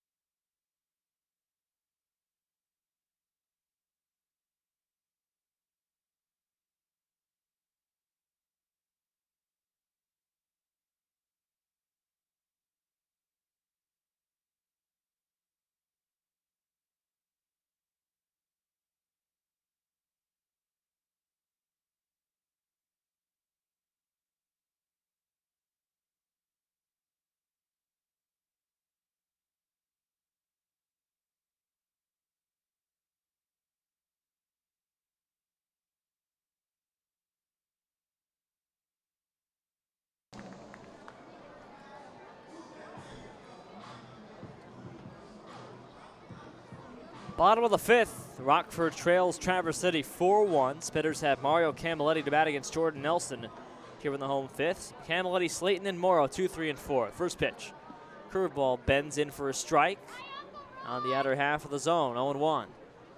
Camilletti, the 5'9" second baseman from Oakland University, native of Sterling Heights, Michigan. 0-1 pitch. And it's low for ball 1. Camilletti has singled in line to left today. He's 1 for 2. Leads the team in base hits with 57. Batting .284 with 25 RBIs. Here's the 1-1 from Nelson. Curveball grounded foul, first base side. Chops to the first base coach for Traverse City. Count 1 ball and 2 strikes. Nelson threw 76 pitches. He's retired 7 straight batters. Here's the 1-2 on Camilletti. And a liner to center field, chasing Butler back in the gap near the wall. He makes the catch on the run right in front of the warning track in left center field. An excellent catch by Johnny Butler, running that hard fly ball down by Mario Camilletti. And that retires him for the first out of the 5th and brings up Michael Slayton. This could be a game where Spitters get all their runs out early, as they did against Rockford last time they played. Scored 3 in the first, none the rest of the game, and won 3-1. Spitters haven't scored since they scored 4 in the second. We're here in the 5th. They haven't gotten a base runner since the second frame as well. First pitch to Michael Slayton is a fastball strike, 0-1. Slayton has singled and walked. He's 1 for 1. Here's the 0-1 from Nelson. Swinging a foul back to the screen, 0-2. Michael Slayton, the junior from Texas, utility player in the DH spot today, as we've seen him quite a few times this season. Slayton with 25 extra base hits. An all-star selection for the Pitt Spitters. 0-2 pitch to him. Down and away, 1 ball, 2 strikes. A raking ball from Jordan Nelson. A curve at 74. 1-2. Slayton 0 for 2 in the all-star game. He's hit in 3 straight games, make it 4 with the hit today. He's 6 for his last 15. Here's the 1-2 pitch. Swinging a ball hit to shortstop. 2 was left to play at Durbin and makes the throw in time. For out number 2. A bit of a worm burner type of ground ball, but no problem for Durbin at shortstop. And the batter is Andrew Morrow. Morrow is 0 for 2 today in the cleanup spot, has popped to shortstop and foul ground his first time, and lined to short in an inning-ending double play back in the 2nd inning. So Morrow is 0 for 2 at third base. Morrow is 3 for his last 21 in his last 6 games. First pitch. Fastball cued to second base, and Judden strolls over to play it from the grass, and there's the inning.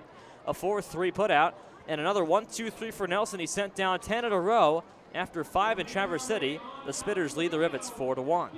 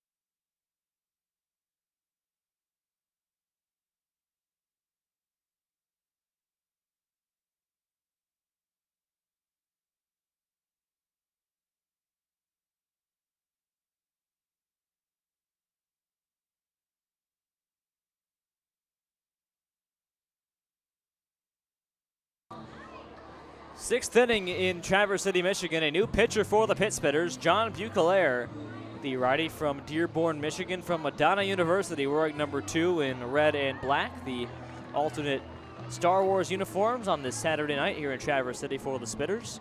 Johnny Butler leads off the sixth inning against John Bucalaire, the second pitcher for Traverse City today. After Chase Gearing went 5 innings, in line for the win if the Spitters can hold this lead, and that's something they are very good at doing.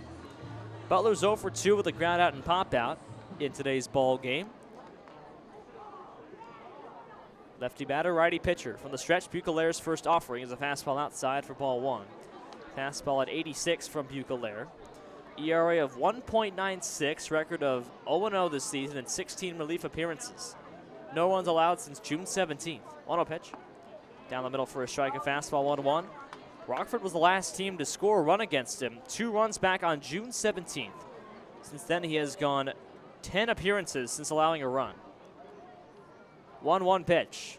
Butler takes a fastball in the outside corner for strike 2. Bucalaire does not go more than 1 inning usually. He's gone 2 2/3, his max this season. Has only gone beyond 1 inning 4 times in 16 appearances this year. 1-2 on Butler. Here's the pitch. Curveball is taken just off the outside black, 2-2. Curveball at 75 from Bucalaire, fastball in the high 80s. Butler, Mann, and Jostin about here in the 6th, 5, 6, and 7 for Rockford. They trail 4-1, top 6. 2-2 on Butler with nobody out. And the pitch. Fastball is thrown high and away. 3-2 to Buechelaere. Buechelaere spelled Beuckelaere.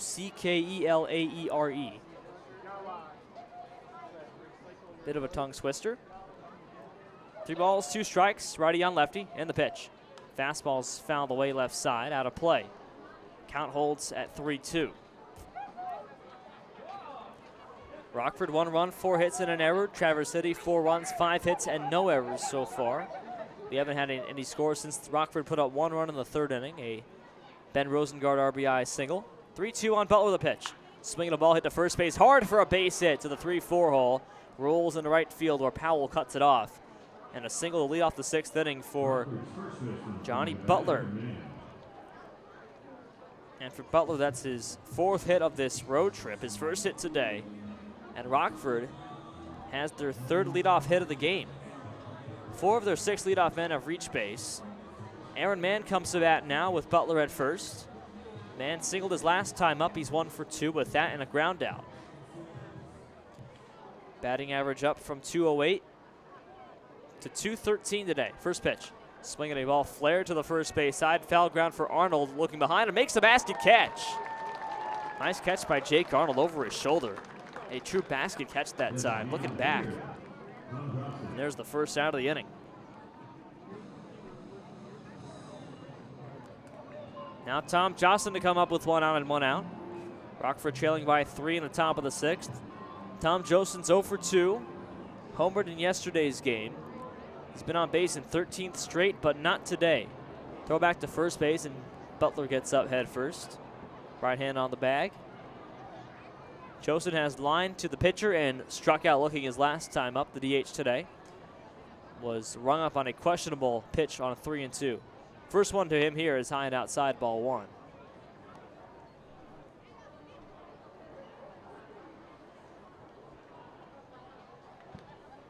Kalamazoo leads Battle Creek 6-4 in the 4th.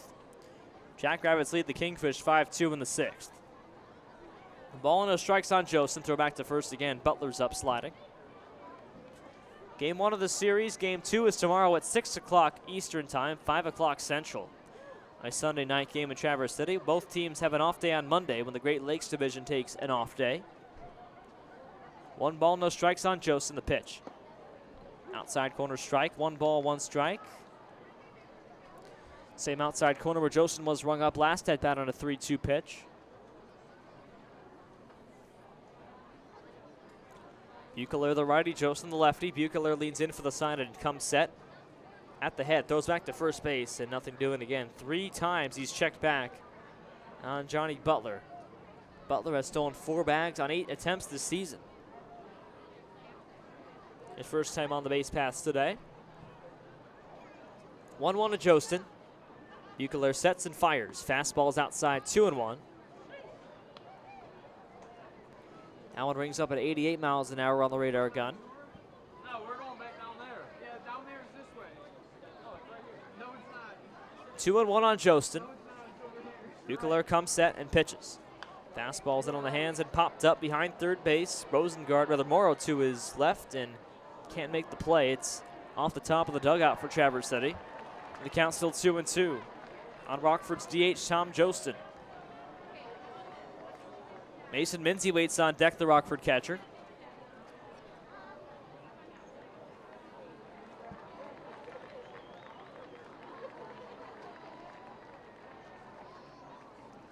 Two balls, 2 strikes on Josten with 1 out and 1 on. Butler on first base. Buechelaere holds the set. Here's the 2-2. Butler takes off, swinging a foul ball off of Josten's leg. Remains 2-2, and Butler's got to come on back to first base. So Butler does in fact steal after being checked on numerous times by the pitcher John Buechelaere in relief of Chase Gearing. Gearing allowing 1 run on 4 hits, struck out 5 and walked 3 in 5 innings pitched. Tied for his longest appearance of the season. Went 5 his last start against Rockford as well and was pulled after those 5 innings of play despite allowing 1 unearned run. No earned. Just 1 earned today. Throw back to first and Butler's up with no tag. Remains 2-2 on Josten.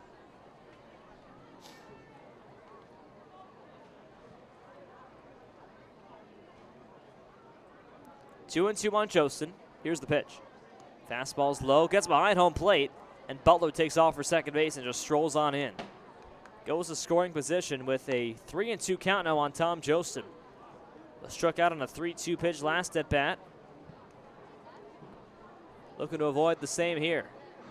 Conversation between Hampe and Bucalaire, though, comes first. Pitcher and catcher, no pitching coach for Traverse City for this one. Count is 3-2. Perhaps switching up the signs with Jostin with the full count, and Butler right behind the pitcher, getting a full view of the catcher's signs. 3 balls and 2 strikes to Jostin. Bucalaire into his crouch. 3 balls, 2 strikes, the pitch. Fastball's outside, that's ball 4 to Jostin. And a 3-2 walk to Tom Jostin brings up Mason Minzy. So the on-base streak extends to 14 for Tom Jostin. And Minzy, who walked his first time up as well, will have 2 on and 1 out. As the tying run for Rockford, trailing 4-1 top of the 6th. First inning of work for John Bucalaire. Traverse City's got guys getting loose in their pen. Not the case for Rockford. Jordan Nelson's pitch count is at 85 right now through 5 innings. Here's the first pitch to Minzy. Upstairs for ball 1. Fastball at 84. Minzy has walked in relief of Michael Zavoli. Second plate appearance for Zavoli. A ball, no strikes. Bucalaire sets, head high, and the pitch. Fastball wave and a miss by Minzy. Right down the gut for strike 1. Minzy is pitch hitter batting left versus the righty pitcher. Butler on second, Jostin at first, and 1 out. Josh Dudden on deck. Rockford down by 3. Here in the top of the 6th inning, 5 hits aside here at Pittsbitters Park. Bucalaire leans in for the sign. Hampe gives it to him. 1-1 on Minzy, and time called first by Mason Minzy. Rockford's backstop wants time. Shade now covering the entire stadium just about on a gorgeous Saturday night in Traverse City, Michigan. A ball and a strike to Minzy. Here's the pitch. Curveball falls in for a strike. It's 1-2. Nice change of pace by Bucalaire. 1 out and a 1-2 count to Minzy. A long lean by Bucalaire for the sign. Holds the ball behind his back. Just stares it on Hampe, now has it. 1-2 on Minzy. The pitch. Curveball's up and outside. 2 balls and 2 strikes.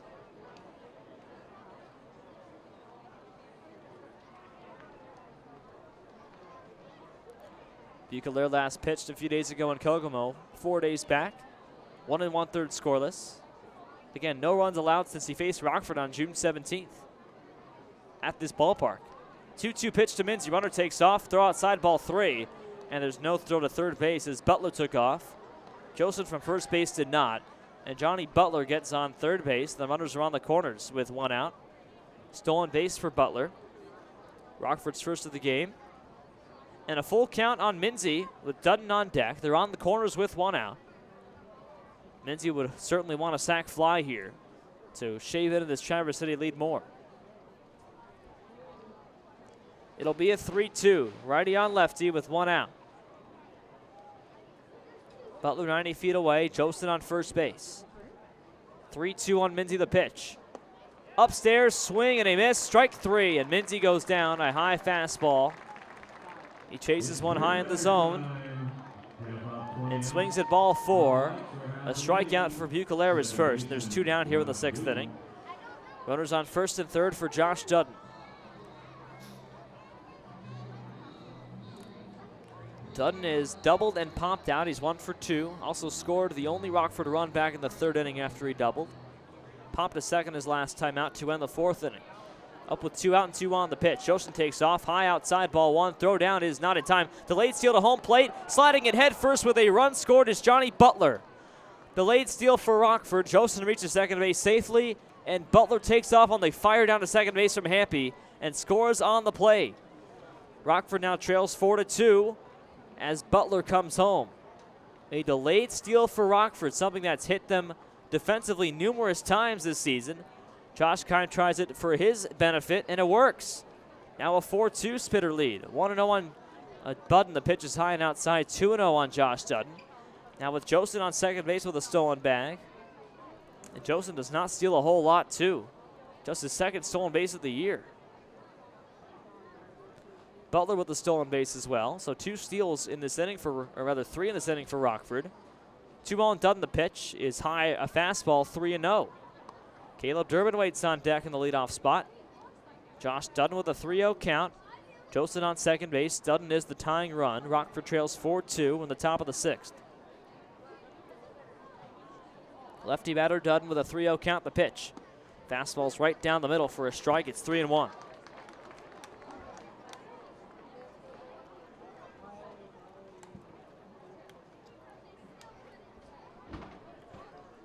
Three balls and a strike. Pitch to Dudden. Fastball's high for ball 4. Dudden knew it right away. And a 5-pitch walk to the Rockford second baseman. And the bottom of the order brings up Caleb Durbin. So the first inning of relief for John Bucalaire has not gone to his liking. He's allowed a run. First time he's done that since June 17th when he faced Rockford in this ballpark. So more than a month has passed. And now a conversation will ensue for Traverse City. Pitching coach Cole Sanderson coming out. Not Josh Rebant, so with guys warming up in the bullpen, but no one throwing right now, Cole Sanderson will talk with the entire infield here. A 2-out plate appearance for Caleb Durbin with 2 on for Rockford. A 4-2 Spitter lead in the top of the 6th inning. Rockford playing Traverse City close once again. Out-of-town scores: Kalamazoo 6, Battle Creek 4 in the 5th. Kokomo 5, Kenosha 2 in the 6th. If Rockford wins and Kalamazoo loses, which would mean that both results have to change as they are currently, Rockford will be 2 games down with 13 to play. Certainly attainable.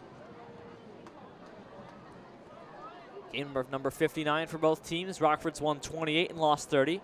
Spitters 41 and 17. 24 and 6 here at Pitt Spitters Park. Rockford is one of those 6 losses here at Pitt Spitters Park.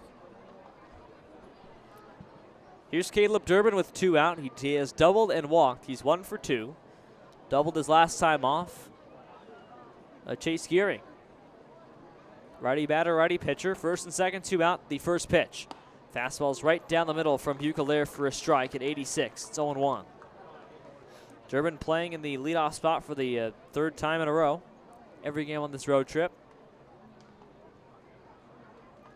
No balls and a strike. And the pitch. Fastball is plated for ball 1. Gets away from Hampy to his left, and both runners do move up. So the runners go to second and third with a 1-1 count on the batter, Caleb Durbin. Jostin to third, Dudden to second with 2 out. And the tying run could be a base hit away here for the leadoff man, Durbin, who has doubled today. 2 for 11 on this road trip. Looking for his first multi-hit game of the season. 1-1 from Durbin, the pitch. Fastball is popped up behind second base. 3 men can triangulate. Wilson in center field dives and can't make the catch, gets behind him. And both runs do score. Jake Wilson dove head first. It's a base hit on the play for Caleb Durbin to score 2 Rockford runs and tie the game up at 4. Unbelievable. 3 guys went for a ball in no man's land. Wilson, the center fielder, called everybody off and could not catch the baseball. He dove head first, full lunge, went off his glove. So a Durbin single brings home both Jostin and Dudden running on contact, and Rockford ties it up. Now the batter is Ben Rosengard with 2 away. Fouls off the first pitch to the left. Scoreboard here reads 4-3. It's actually 4-4. A 3-1 inning for Rockford. 2 RBIs for Caleb Durbin on a play that's ruled a base hit. I think it did hit Wilson's glove, but the 3 guys, Wilson, Bertram, and Camilletti, charge into Durbin's weak pop-up. Now the batter is Rosengard with an 0-1 count. Throw back to first base. Durbin gets in sliding. Rosengard has singled in a run back in the third and struck out twice. He's 1 for 3. No balls, 1 strike, 2 out. Throw back again to first base, nothing doing. As Durbin is a threat to steal off of first. Durbin stole 18 bags with Wash U St. Louis. Has not stolen one this season. Been on base 3 times today with 2 hits. 0-1 on the way is fouled off by Rosengard to the left, 0-2. Ben Rosengard, the freshman from U Chicago. 1 for 3 today. He's 5 for his first 20, so batting .250 with 2 RBIs, including 1 today. No balls, 2 strikes, 2 out to Rosengard. Durbin on first and 2 out. Here's the 0-2 offering. Durbin takes off. Pitch in the dirt, ball 1. Blocked by the catcher Hampy, but it doesn't matter. He scrambled to pick it up off the dirt. And Durbin takes second base nonetheless, off a base steal. Going on the 0-2 offering. So there's stolen base number 1 for Durbin on the season, with 2 out and a 1-2 count on Ben Rosengard. A tie ball game here at 4. We're in the top of the 6th inning. Rockford and Traverse City. 1-2 pitch to Rosengard. Outside fastball, 2-2. So 3 earned runs against John Bucalaire for Traverse City, a guy who had allowed no runs in more than a month. 3 runs he's allowed the most all season. He's given up 7 earned runs this year, 5 against Rockford. 2-2 pitch to Rosengard. Swinging a ball laced foul, left field line out of play. 5 of 7 earned runs for a guy who appears a whole lot. 17 appearances and just 7 runs. 5 against Rockford he's given up. It'll be a 2-2 on Rosengard. Vanderwall waits on deck, tied at 4, and Durbin on second base for Rockford. Bucalaire comes set. Brings home the 2-2 and now turns back to second base. Durbin comes back to the bag, no throw.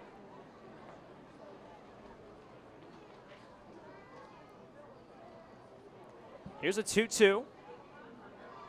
And the pitch from Bucalaire. Outside fastball, 3-2. Rosengard leads off with the dangerous Jake Vanderwall on deck for Rockford. A tie game at 4. A 3-2 count on Rosengard. Pitch number 26 coming up in the inning for John Bucalaire. 18 balls, 17 strikes. The 36, excuse me. Will be his last inning of work. 3-2 on Rosengard, and he fouls it off to the plate. Still 3-2. So Bucalaire over his pitch limit for 1 inning at 36 now. So we cannot begin a 7th inning by Northwoods League rules.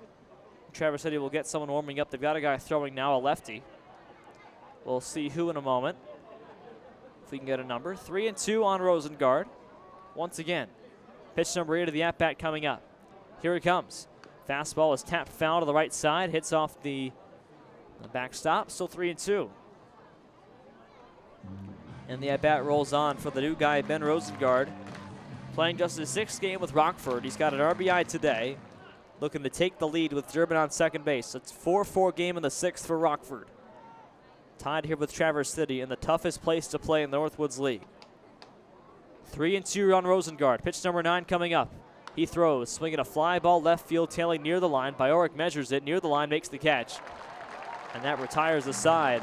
But for Rockford, they get 3 runs on 2 hits, no errors, and strand 1 after 5.5. Rockford 4, Traverse City 4. New ball game at Pittsbitters Park.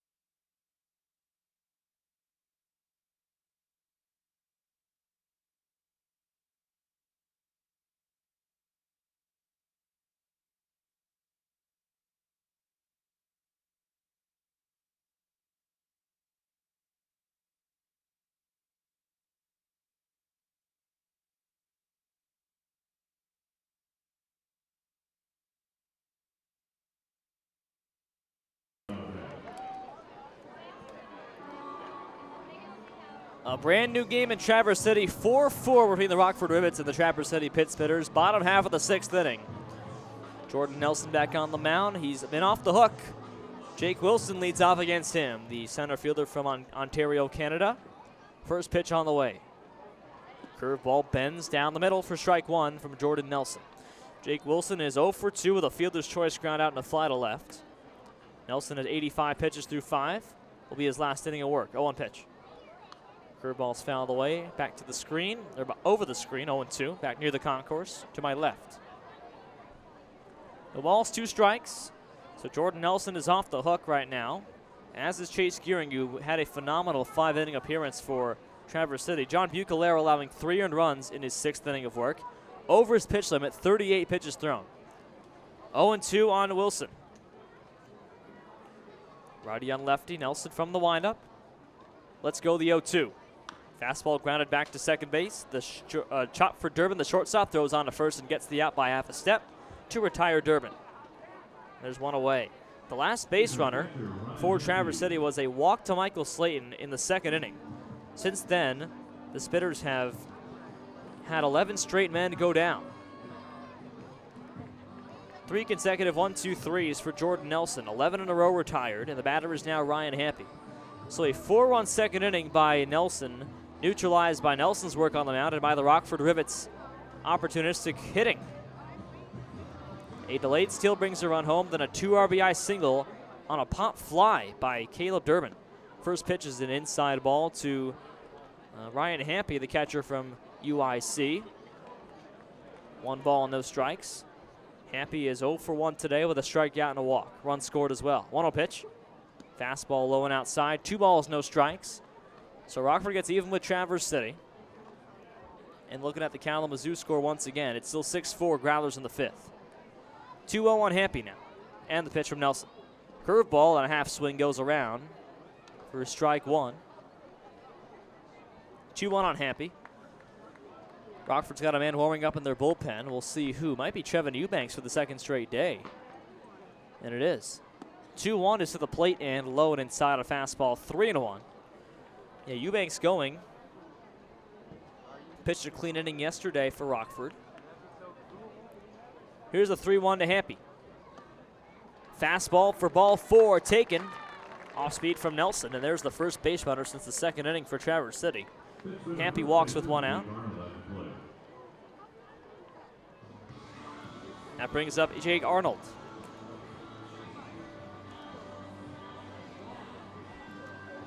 Arnold on the day is 0 for 1 with a walk and a run scored. Struck out his last time against Nelson. Sophomore from North Georgia, Division II product. Had a 2-run home run against Rockford back on July 20th. These 2 teams playing back-to-back Saturday-Sunday series against one another in each other's ballpark. Righty versus righty. First pitch to Jake Arnold. Low and outside for ball 1.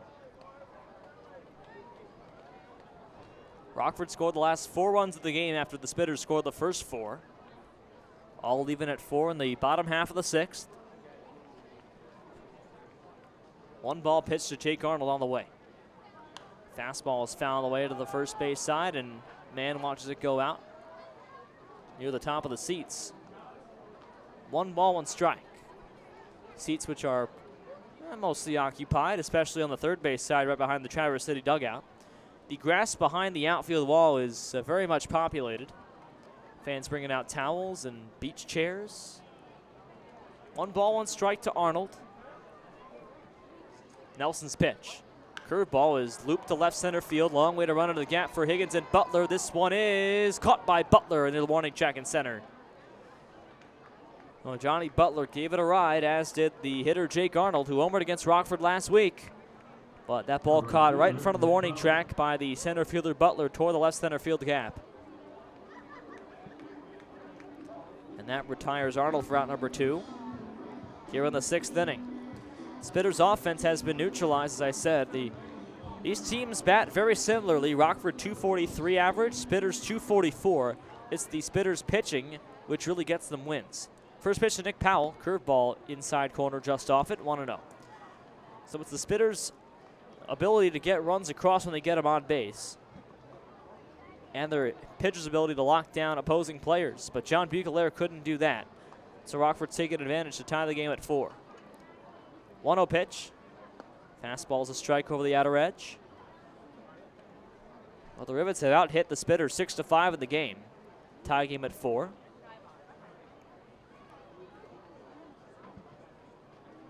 A ball and a strike on Powell. Nelson sets from the belt and throws. Up and away, 2-1. Riley Bertram waits on deck, the shortstop from Michigan. Powell hails from Ball State in Muncie, Indiana. Native of Commerce Township, Michigan. 2 balls and a strike. Throw back to first on a quick twist by Jordan Nelson. Nothing doing. Nelson's pitch count has reached 99. This next one will be number 100. We'll hear an announcement over the public address.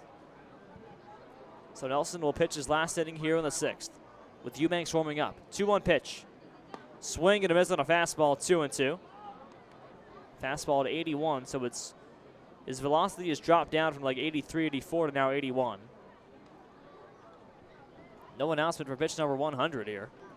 But that is 100 for Nelson. 2-2 on Powell with 2 away. Here's the pitch.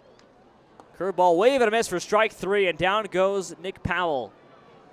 Jordan Nelson sets down the side off just a walk. One man stranded. He has not a lot of hits since the 2nd inning as he exits the ball game at 101 pitches. After 6 innings in Traverse City, Rivets and Spitters even at 4.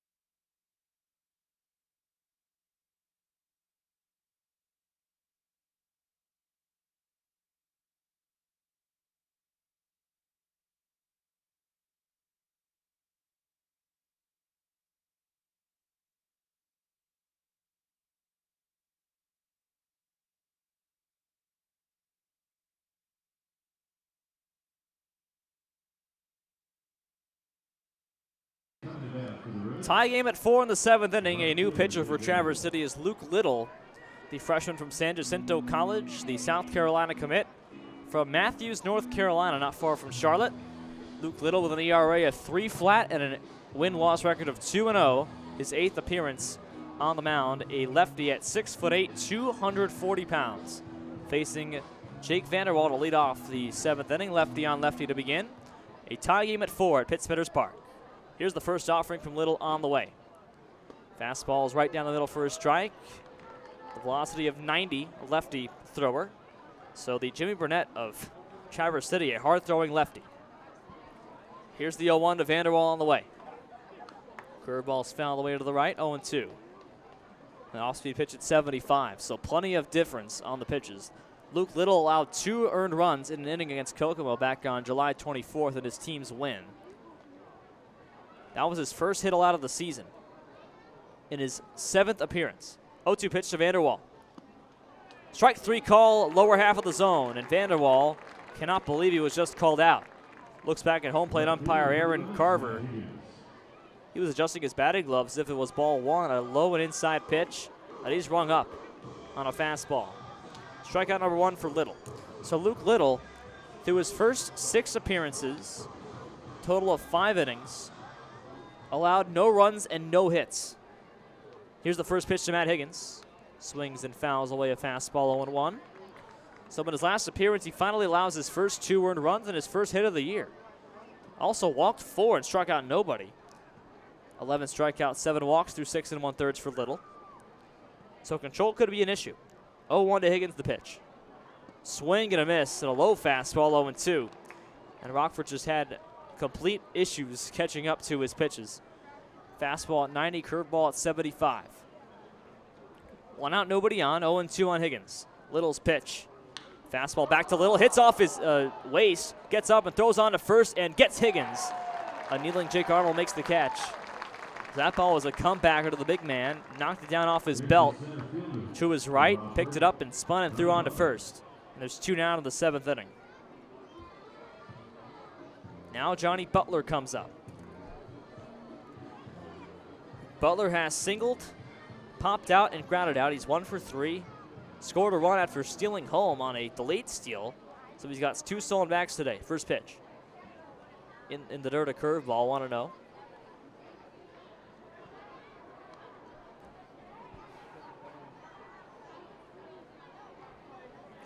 Tied at 4, top of the 7th at Pittsburgh's Park. 2 on, nobody out. 1-0 pitch. Butler fouls it off to the left out of play, 1-1.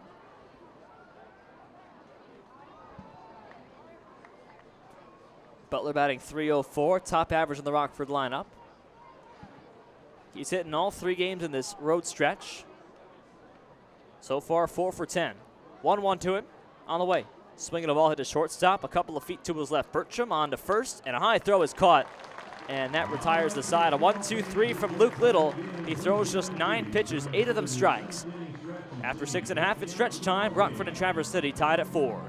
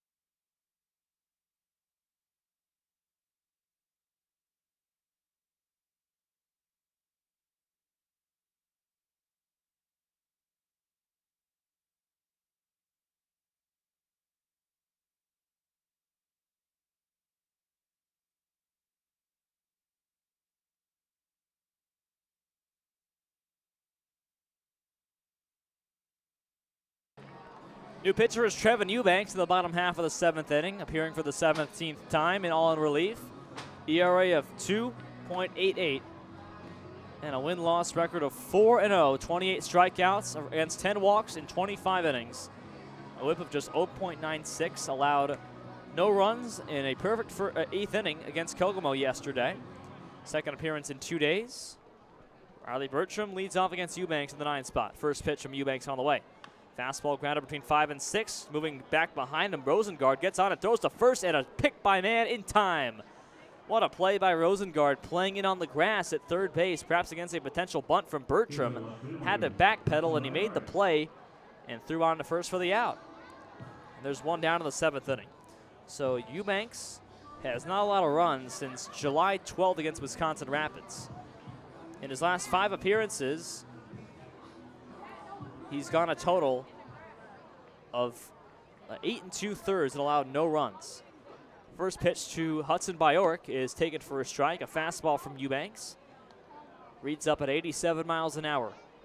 Bjork has a 3 RBI double to his name back in the 2nd inning. He's 1 for 3 with that double.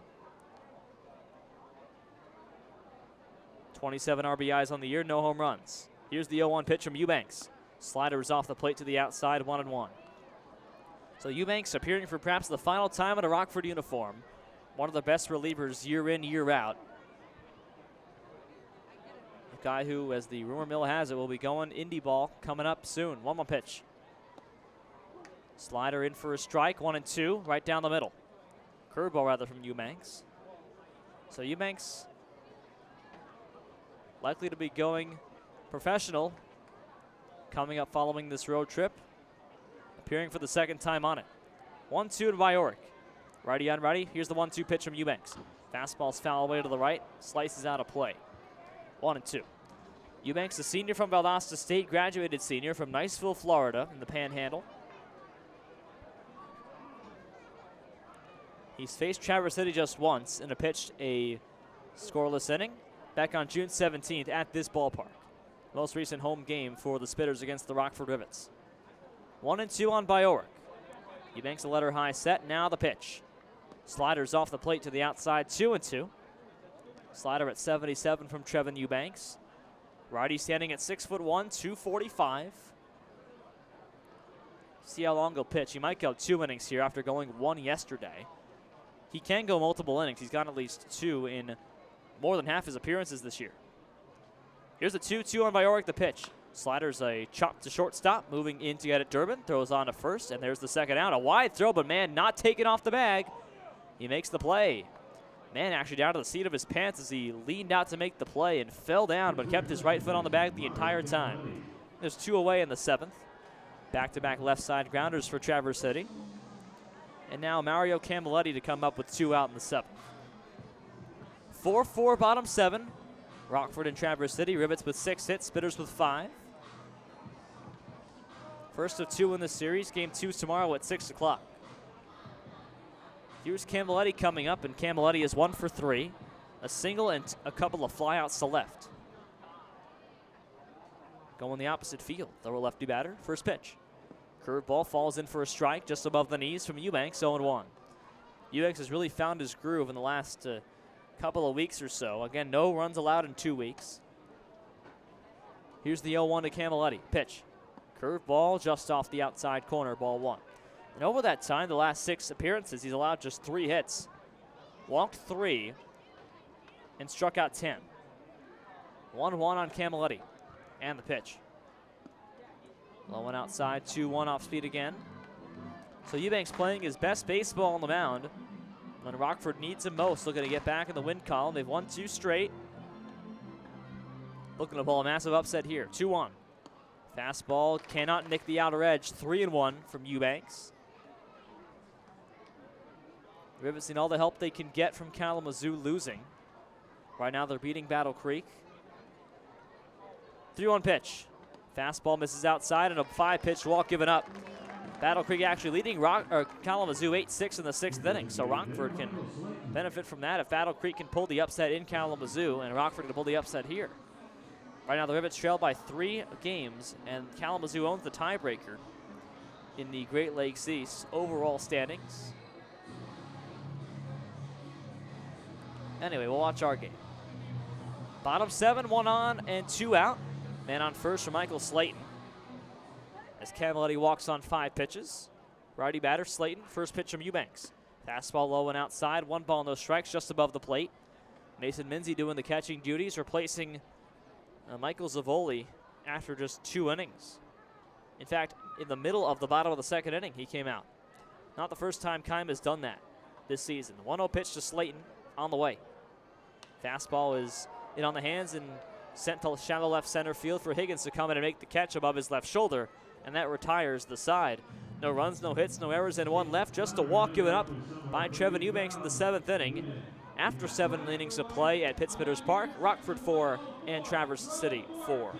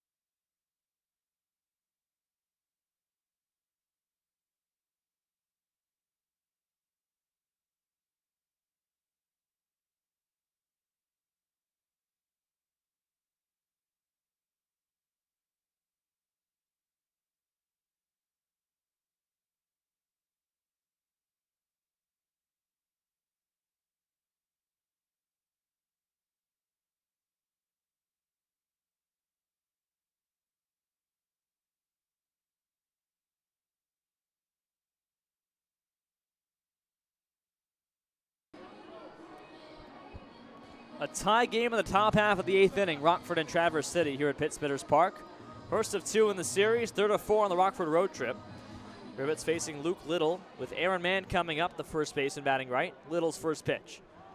It's bunt square, and it's fouled back behind the plate from Mann, 0-1. A surprise bunts square, and he put down. Mann is 1 for 3 today with a single. He fouled out to first base back in the 6th inning. A basket catch by Jake Arnold in foul ground. Little pitched a 1-2-3 7th inning in just 9 pitches. A strikeout and 2 groundouts. Here's the 0-1 to Aaron Mann. The pitch.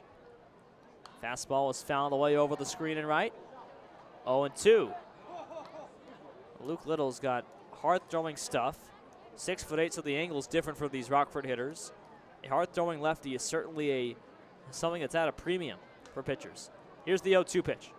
Breaking ball is fouled away to the right and out of play near the concourse, off a press box window. And the count holds 0-2, or not a press box window, a suite window. Suites lined up all the way around the 2nd level here in Traverse City. Press box behind home plate where we are. Here's the 0-2 pitch to Aaron Mann. Swinging a growl that's flared foul, right field side, and 1 hops to the bullpen. Still 0-2. Traverse City not getting anybody throwing right now. Neither is Rockford, so Eubanks will go a 2nd inning of work. 4-4 game in the top of the 8th. Nobody on, nobody out. 0-2 on Aaron Mann, the first baseman for Rockford. Tom Josten is on deck. Little winds and deals the pitch. Inside fastball, 1-2. 91 miles an hour on that pitch. The previous one was 92. So Little finding his heat. Here's the 1-2 pitch to Mann. Curveball, wave and a miss for strike 3, and down goes Mann. Changes speeds to 77 from 91. Luke Little has some nasty stuff. The South Carolina commit from the Charlotte area with his 2nd strikeout of the game. 4 up, 4 down for him. Here's Tom Josten coming up now. Josten looks to crack Little. First pitch. Lefty takes a strike on the outer half. A fastball at 90. Tom Jostin has lined out, struck out looking, and walked and scored a run last time up. 0 for 2. Here's the 0-1 pitch. Curveball, wave and a miss for strike 2. That one at 76. No balls, 2 strikes. Luke Little is so fun to watch for Traverse City. You wonder why it took him so long to allow his first run. Here's the 0-2 pitch to Jostin. Fastball just off the outside corner. 1 ball, 2 strikes.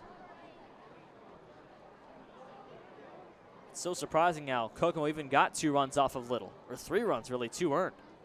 Here's the 1-2 pitch to Jostin. Fastball outside corner, strike 3 call, and there's 2 down in the inning. Back-to-back Ks for Luke Little.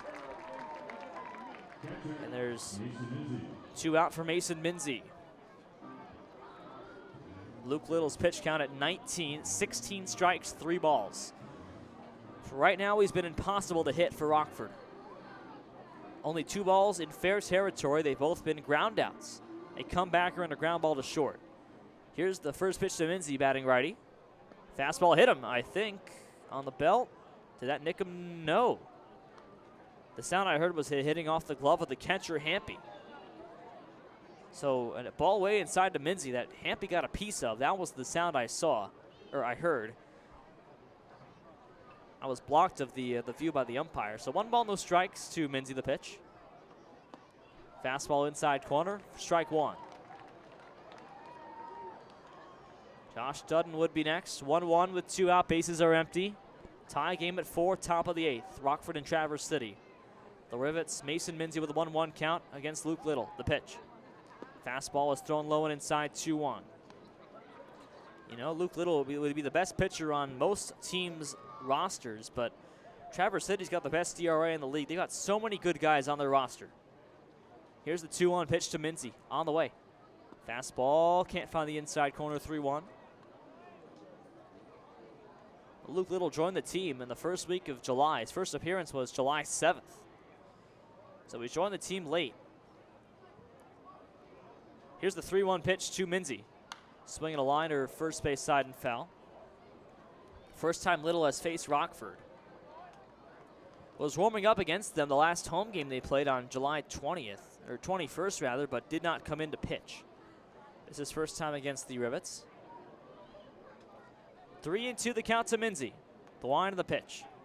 Curveball, inside corner, strike 3 call, and that retires the side. Luke Little strikes out the Rockford side in the 8th inning. Mann, Jostin, and Minzy all go down. 6 up, 6 down versus Little in just 25 pitches for this Rockford roster. Bottom of the 8th coming up, a 4-4 game in Traverse City.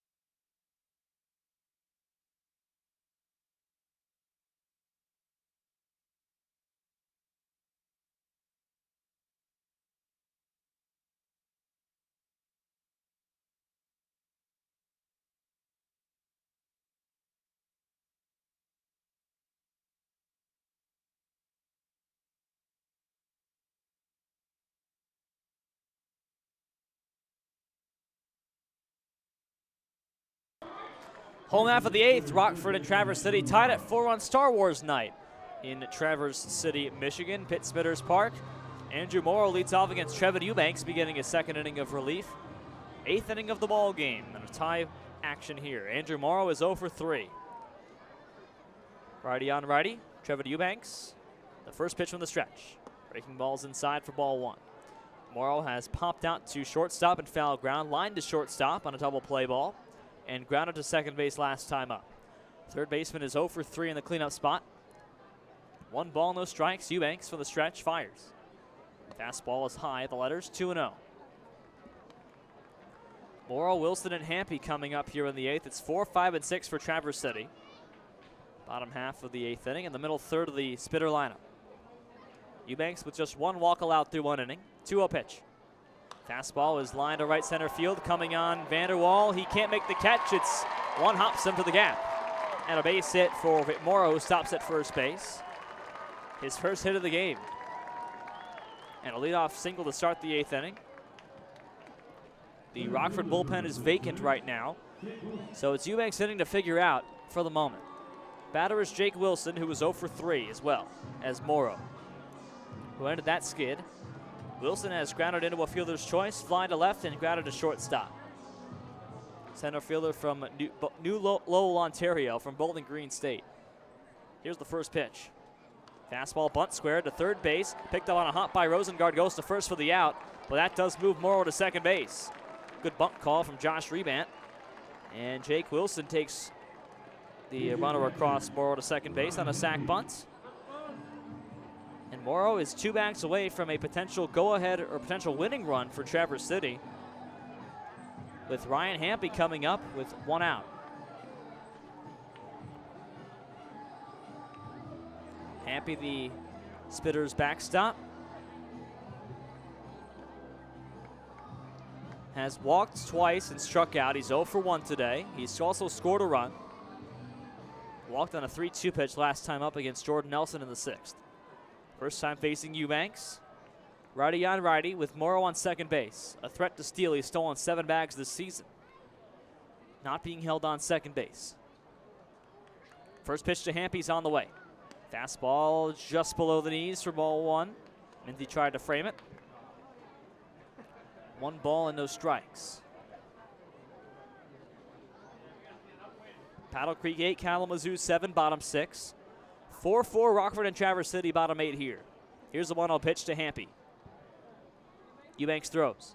Fastball line to center field, down for a base hit. Butler cuts it off. Around third base comes Morrow. Throw comes to home. It dribbles up to Minzy. There's no play. Morrow comes home to make it 5-4 Traverse City in the 8th inning.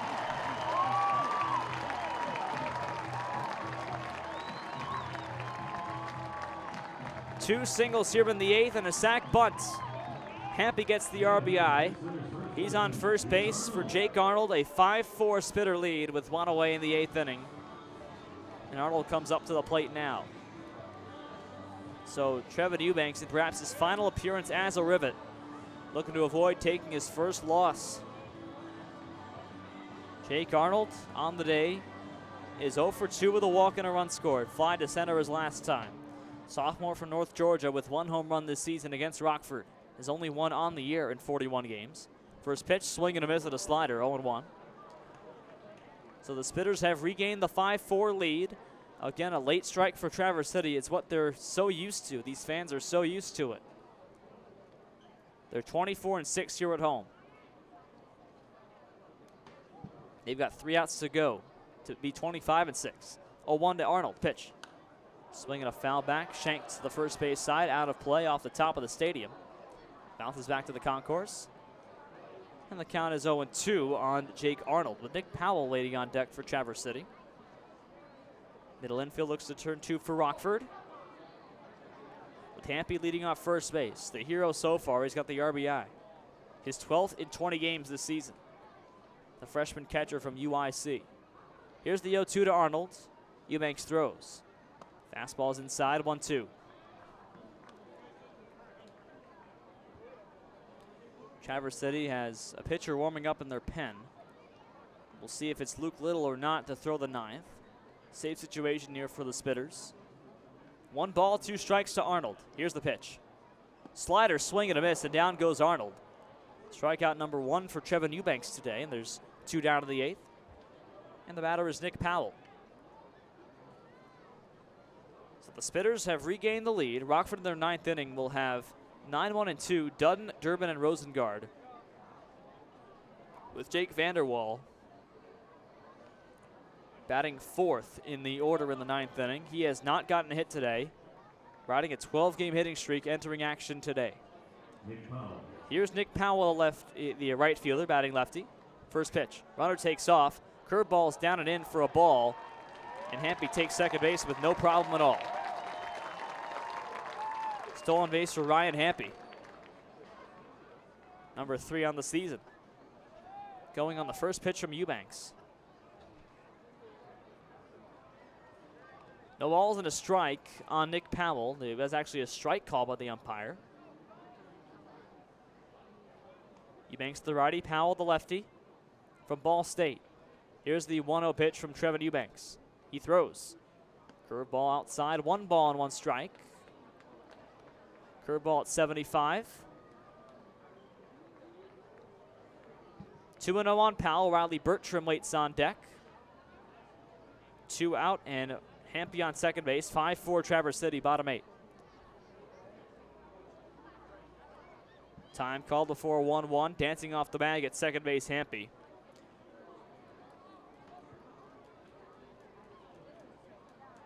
Who just stole second.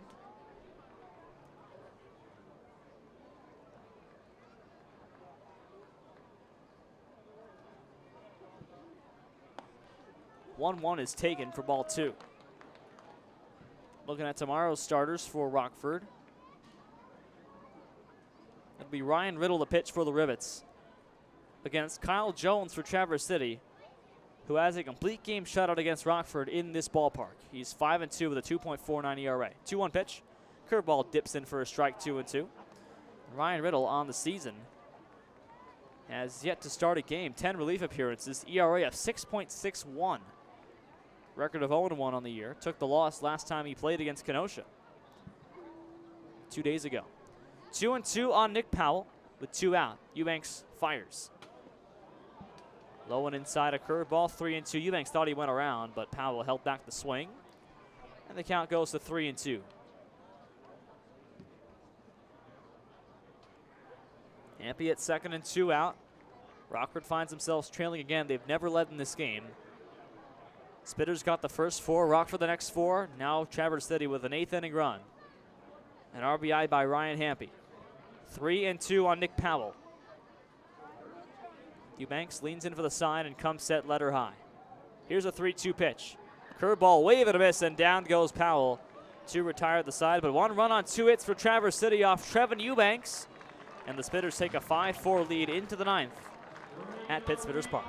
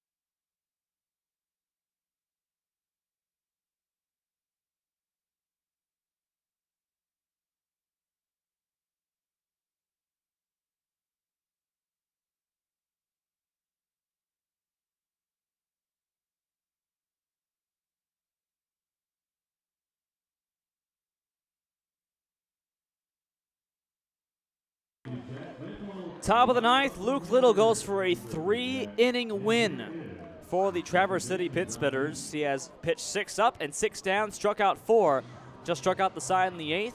The big lefty from Charlotte, North Carolina to face Josh Dudden, who is 1 for 2 with a double and a walk. First pitch to the lefty. Fastball's fouled away left side, 0-1. Dudden with 2 runs scored, the only Rockford player with 2 runs scored today. 5-4 Spitters, top of the ninth, 3 outs to get. Dudden, Durbin, and Rosengard. Little has been unhittable today. Here's the 0-1 pitch to Dudden. Fastball outside, 1-1. Again, Little a fastball of as high as 92 we've seen today and a curveball of about 75. Here's the 1-1 at Dudden. Fastball is plated for ball 2. 2 balls and a strike.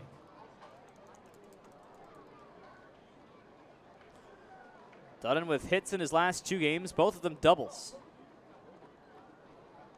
2-1 pitch. Curveball is on the outside corner, a strike, 2-2. Dudden with 1 home run, 16 RBIs this season. Luke Little, just 2 earned runs allowed all year. They came in his last appearance. 2-2 to Dudden on the way. Fastball just misses, 3-2 outside at 91 miles an hour. Caleb Durbin waits on deck for Rockford. Lefty on lefty, Dudden against Luke Little, 3-2. Little working quickly, winds and throws. Fastball misses away, ball 4.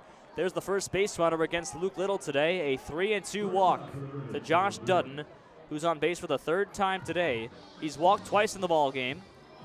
And now Caleb Durbin comes up, who's been on base 3 times, as has Dudden. Durbin with 2 base hits and a walk. He's 2 for 3. Doubled in the 5th and singled in 2 runs in the 6th to tie the game for Rockford. A blooper to the no man's land behind second base. First to bunt and does not put it down. Ball gets away from the catcher Hampy, and that moves Dudden to second base. And now, with a 1-0 count, Durbin can just put the bunt down and send Dudden to third base here, with Rosengard coming up in the sac fly situation. That being said, Rockford's sac bunting is very hit or miss. Rockford has their work cut out for him now. A 1-0 count on Caleb Durbin. Dudden on second base and nobody out. I'd imagine the bunt sign has been called by Josh Kime. Righty batter against the lefty Luke Little, who steps off the mound and sweeps off some dirt. Steps on from the first base side at 6'8" and comes set for the 1-0. Bunt, not put down, pass ball's inside, 2-0.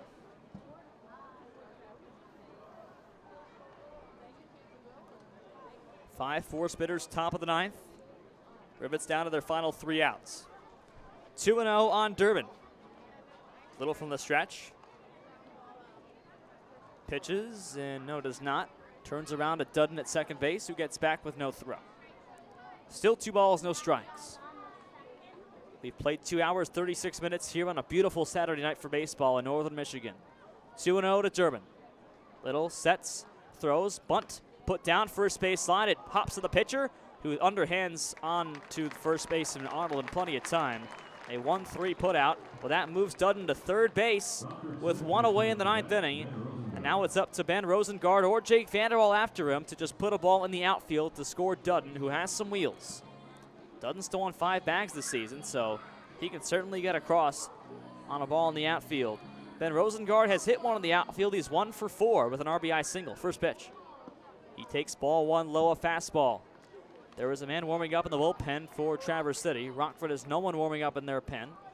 Trevin Eubanks would be in line for the loss if Rockford does not score here. Infield now comes in for a 1-0 with 1 out. Pitch to Rosengard. Swinging a ball hit to second base. It's on the infield. Second baseman Cam Luddy looks back. His man overhands to first. A low throw. And there's a second out. And Dudden has to hold at third base as Rosengard cannot deliver. And Rockford down to their final out. So that plan is completely busted. Dudden 90 feet away for Jake Vanderwall. Vanderwall on the season with 33 RBIs. He's 0 for 3 with a walk today and 2 strikeouts after a first inning walk. On a 12-game hitting streak, he looks to extend it here today. Rockford down to their final out, trailing 5-4 and a man on third base. Infield now comes back and shifts toward the right slightly. First pitch from Little to Vanderwall. Swinging a foul back on a fastball, 0-1. Fouled it to the low screen at 92 miles an hour. So Rosengard did the one thing he can't do aside from strike out, put a ball in the infield. 0-1 on Vanderwall. Lefty on lefty. Little from the windup with the man on third base. Here's the pitch. Swinging a ground ball, chopped foul to the first base side, 0-2. Back-to-back fastballs from Little. And Rockford's down to their final strike. Luke Little has thrown 38 pitches through 2 2/3, looking for his third win of the season. His longest appearance of the year for Traverse City. And the fans rise to their feet for an 0-2 count on a crowded Saturday night in northern Michigan. 0-2 on Vanderwall.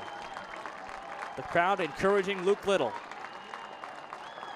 who steps off the mound for just a moment. Now fires the 0-2. Vanderwall isn't set. Pitch is on the outside corner. Strike 3 call. That's it. Jake Vanderwall was not set as he thought Little had stepped off the mound, and Little threw the pitch anyway, and that wins the ball game for Traverse City. Jake Vanderwall jawing at the home plate umpire, Aaron Carver, who let the play go, and Josh Kime wants to talk to him too.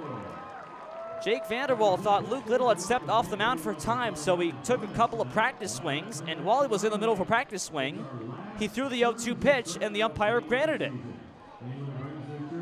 And Josh Kime wants to understand why. He probably won't understand because Vanderwall should have been granted those practice swings, you would think. A controversial way ends the game, but the umpires do spell controversy quite a few times. They have for Rockford recently. So Luke Little picks up the win in 3 scoreless innings. Just 1 walk, no hits, and 5 strikeouts through 3. The loss goes to Trevin Eubanks, his first of the year. And the final game time was 2 hours and 39 minutes here in Traverse City, Michigan. Game 2 coming up tomorrow between Rockford and Traverse City. It'll be Ryan Middle for Rockford, his first start of the year, and Kyle Jones for the Spitters, perhaps their second best starting pitcher at 5-2 on the season. Final line: 4 runs, 6 hits, 1 error for Rockford. 5 runs, 7 hits, no errors for Traverse City. Spitters win at 5-4 over the Rockford Rivets here in Game 1 of the series. Rivets dropped to 28-31. Spitters improved at 42-27 and a blistering 25-6 here at Pitt Spitters Park. So the Spitters win it by 1 over Rockford. A come-from-behind tie for Rockford ends up going the Spitters' way. A run in the 8th inning wins the game for the Spitters, and they take it 5-4 here in Michigan. Game 2 coming up tomorrow at 6 o'clock Eastern, 5 Central here at Pitt Spitters Park. We'll talk to you then, but for now we say goodnight. Spitters win 5-4.